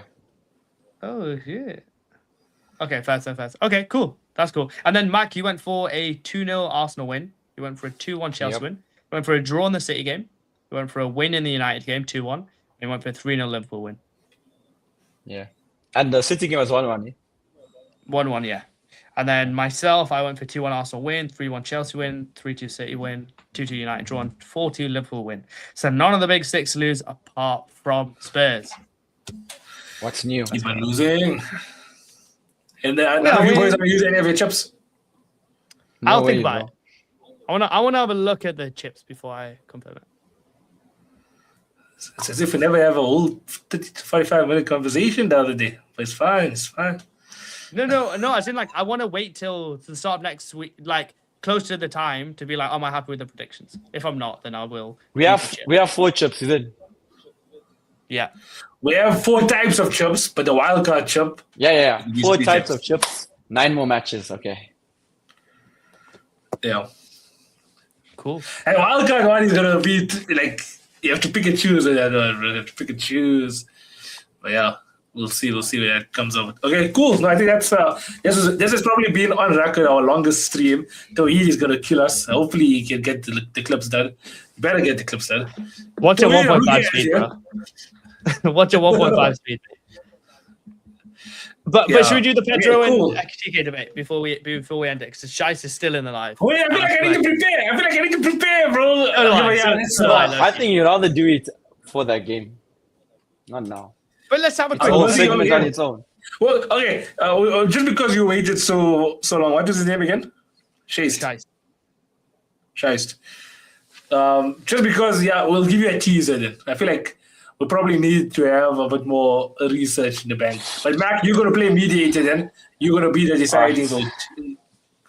Because I'm pretty sure I'm gonna say Ekitike has been a better player, and Hamza's gonna say Pedro's been a better player. We mean this season or like generally? Who's a better player? Probably the question was aimed towards this season, wasn't it? Why don't you ask the guy? As a player, I've seen more of Pedro than Ekitike, so I'm going off a smaller data size. Yeah. I agree. 30 seconds. Cool. Okay, let's do 30 seconds. seconds then. You do your 30 seconds. Yeah, and 30 then second I'll rebuttal. do my 30 seconds. Okay. No, I feel like you start. Wait. I'll tell you when to start. Wait, I'm looking at the time on your. So I wait till it gets to 30. Exact. Okay, let me think. Wait, who's starting? Let me think. Hamza. Because let me think You got exactly 10 seconds, why. boy. Because I know why Ekitike isn't. And I You know got why. 7 seconds. Yeah.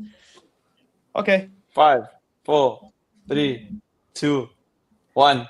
Let's go. João Pedro is a better player than Hugo Ekitike, and it's not based on the goals and assists of this season, which he does win, right? It's the impact in games, and it's his all-round gameplay. Ekitike is good, and we're talking about players that are probably 1-2 levels above and 1-2 levels below. It's not like there's not a huge gap, right? But João Pedro at this current moment in time is better. Better finishing, right? Better link-up play, better in big moments. The game against Napoli, where we were just down and out, we would have been absolutely done in the Champions League. He was the one who carried everything. The passes into Cole Palmer, and also the way he That's came your time, into the lad. World Cup.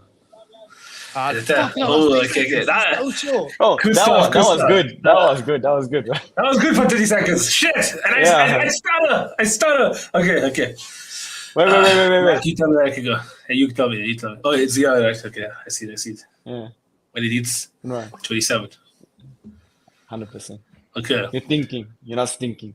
Right. Okay, cool. So now, obviously, Ekitike, you talk about big game players. He scored in the Community Shield final, which is, I know it's a Community Shield, but he scored in the final. He scored in his first 3 or 4 Liverpool starts in a row. He sits, I think, 4th in Liverpool's fastest to 10 goals in the Premier League era. He sits 4th in there. So you're talking about players who's had a good start to this season. Ekitike sits up there, especially when Liverpool have had such a terrible season and they had to rotate with Alexander Isak. And he's competing with João Pedro, who doesn't really have competition. He has Liam Delap. Right? So I think Ekitike, and also he beats him right now at a level on GA. You done with less that. minutes. Time up. Oof. Okay. So Oof.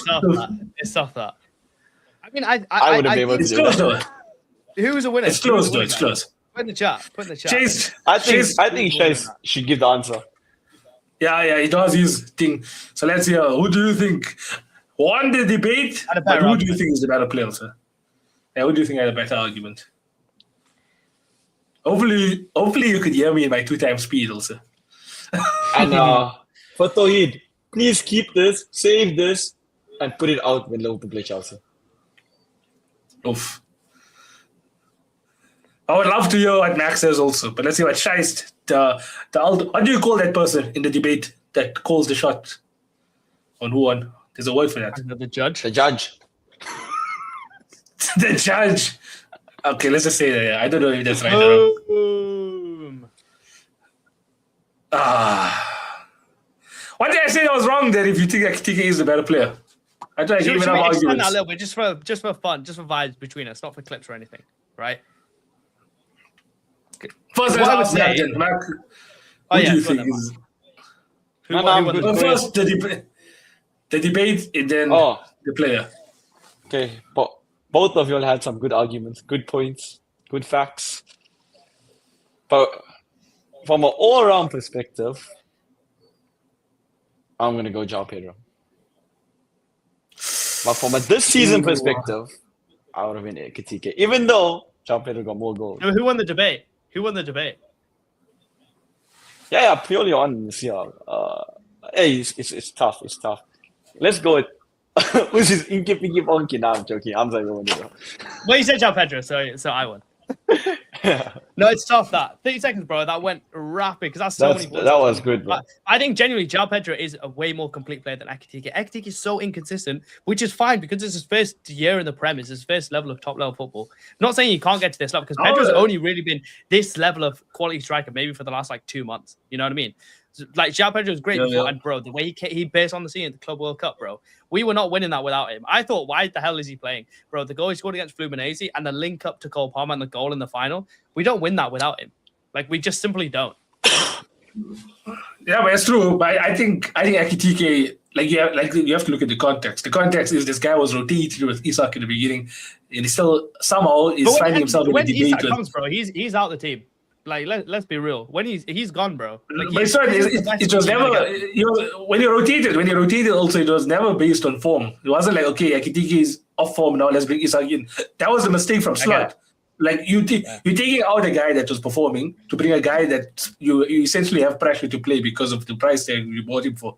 So that's the only reason why Ekitike wasn't playing as like regular starts for Liverpool. I think Ekitike for me is still the better. Also, he's new to the league. Player. He's also new to the league. I think Ekitike and is a better all-round player. João Pedro has played in the Premier League before. Yeah. So obviously one's a little bit older, so it's unfair really comparison. But João Pedro is definitely like I think it's silly when people are saying that Ekitike is better than him because could you be better than him? Potentially, there's a world where that exists, but it doesn't exist in the world that we're in now. João Pedro is proven. Like the hat he scored literally against us. What's the question? The question is who's been a better player this season. So let's look at it in isolation for this season. And even isolation this season, bro. Even João Pedro's got more GA. If you want to go about stupid GA, which I think is a pointless argument, right? If you want to go about Ekitike is one of the few guys. He didn't even have to do it. He didn't have to do it. Ekitike has been a better got more player. GA than him anyway. So you've won that debate. But like one. What less? Oh, okay. Yeah, but that's why So in when my you debate, when you in had my your debate, he can't- I The mentioned guy's got a hat trick. in my He's debate, got I a hat mentioned- trick now. It can't be one. Bro, it's not one. It's not one. If I literally pull it up It's right now, like 4 now. It's because he's got a hat Let's trick. see, Let's yeah. look at- He's got a Yeah, hat but let's trick. see the minutes played. Let's see the minutes both of them played. That's a Oh, good here we point. go, man. Bloody hell. It's not. This GA doesn't matter, bro. It's not. João Pedro's not better Yeah, because but he's don't got more worry. GA than him. GA, it's Yeah, like, but I he's never not said better just the because of GA. I said Ekitike is one of the only players where you don't have to look at the GA. So That's Pedro's been a got 14 consistent goals. take. Pedro's got 14 goals. Ekitike's got 11. Pedro's got 5 assists, and Ekitike has, I would assume, like 4. If Pedro's got 5. Let's go Let me do my own to. research also. He's got 4. Yeah.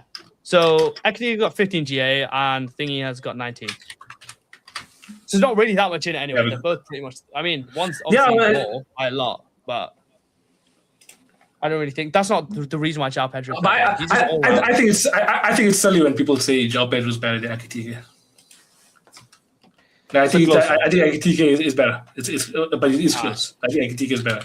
I think it's very silly, especially when someone who's been in the Premier League is competing with someone that's not in the Premier League. You know what I'm saying? I respect the fact that on this panel we have a Liverpool fan that doesn't back his Liverpool and doesn't over defend his Liverpool players, right? In Nikhil, right? You go the complete opposite way. But I would rather see somebody like you who over defends and under defends. You know, you don't over defend. You over defend them, but that's fine.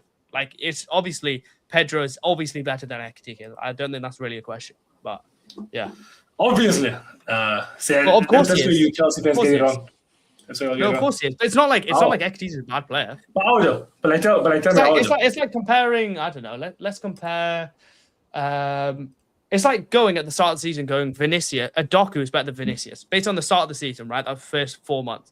At that point, go Doku is better than Vinicius. It's like, it's not true. Doku's a good player, right? Vinicius is obviously better. You know what I mean? We're not saying either one's bad. I'm not saying Ekitike is bad. He's just not as good. And he's been super inconsistent. Well, you're not telling me what makes João Pedro better. You're not telling me what makes João Pedro better. Okay. You're just saying he's not better. His link-up play is better. His strength is better. It's like, I've never seen anyone bully Gabriel. His link-up play literally is better.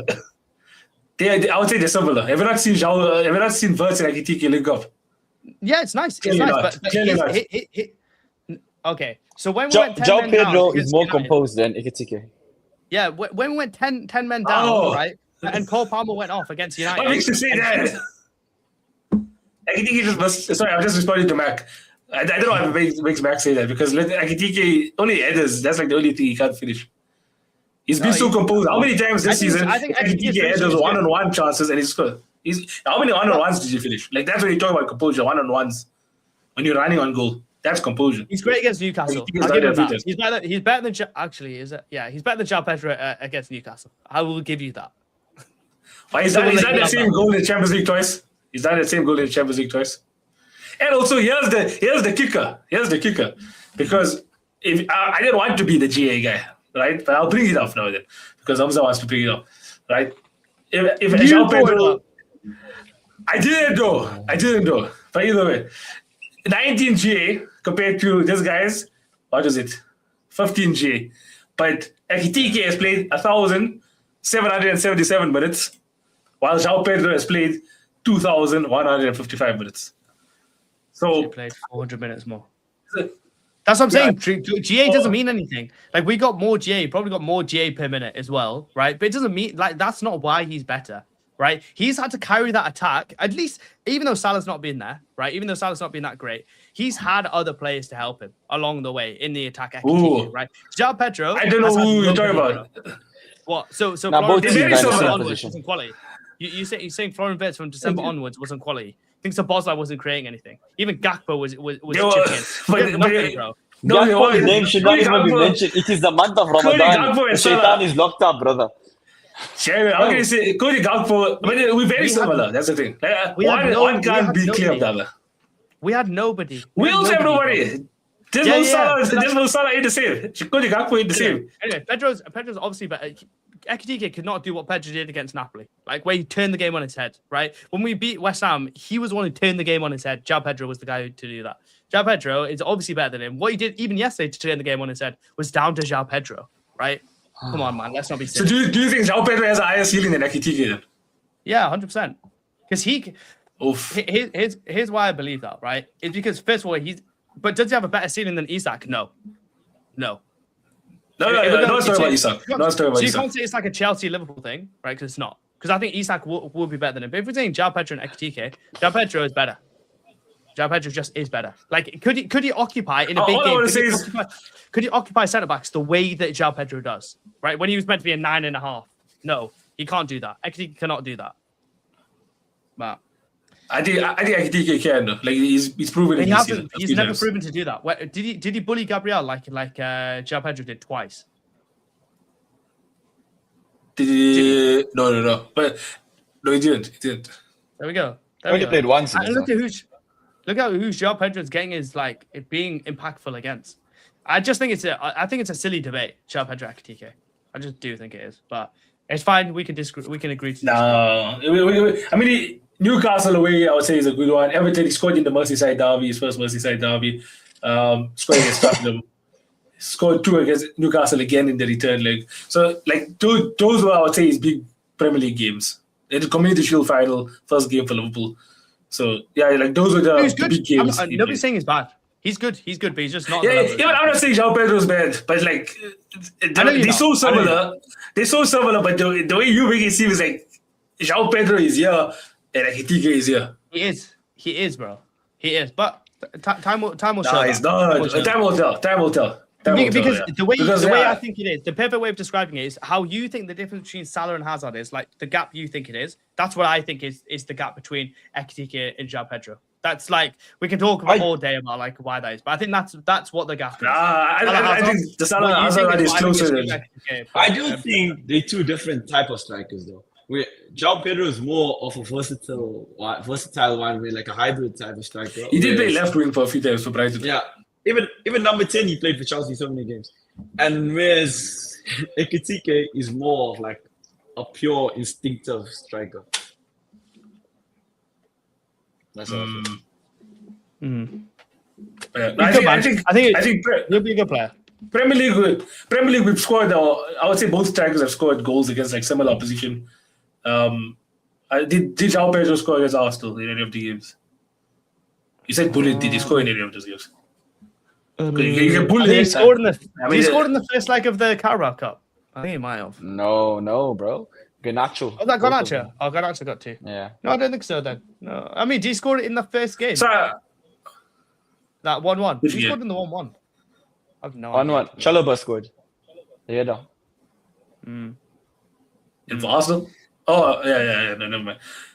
Yeah. So I think the level of opposition. Sorry, I was a brain fart. I think the level of opposition. It's not to say João Pedro has scored. I mean, you bring up Napoli. I'll bring up. I don't even know who I'm this guy PSG. was. I'm PSG. Literally PSG in the final. No, but that was last season. Bro, it's still relevant. I don't think a preseason cup is relevant. I think it's a pointless debate. But that's my opinion.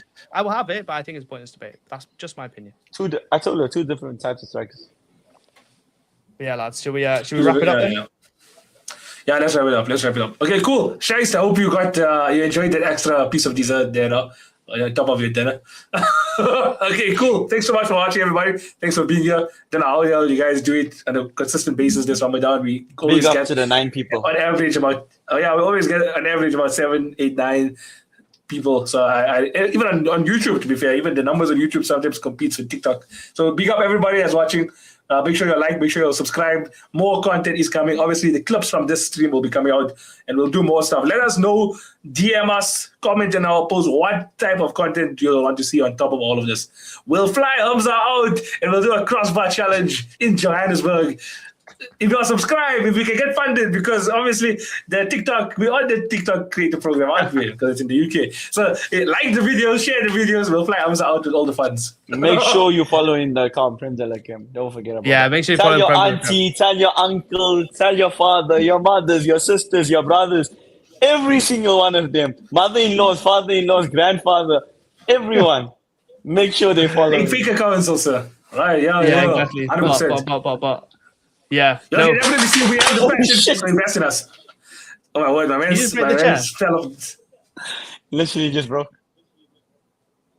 Yeah, because he was leaning. Too much of that smart fridge, bro. Too much food in that smart fridge, bro. That's what it is. Bloody hell. Are you alright though? Yeah, are you good? Yeah. Look at the chair, how it ended up. Oh my word. Poor chair. All right, lads. Yeah, thank you very much. Follow the account, and and make sure to send us some money so we can get back a new chair. Come on, it's just the right thing to do. At this point, no. Uncle and auntie. Okay, see you guys. Cut back.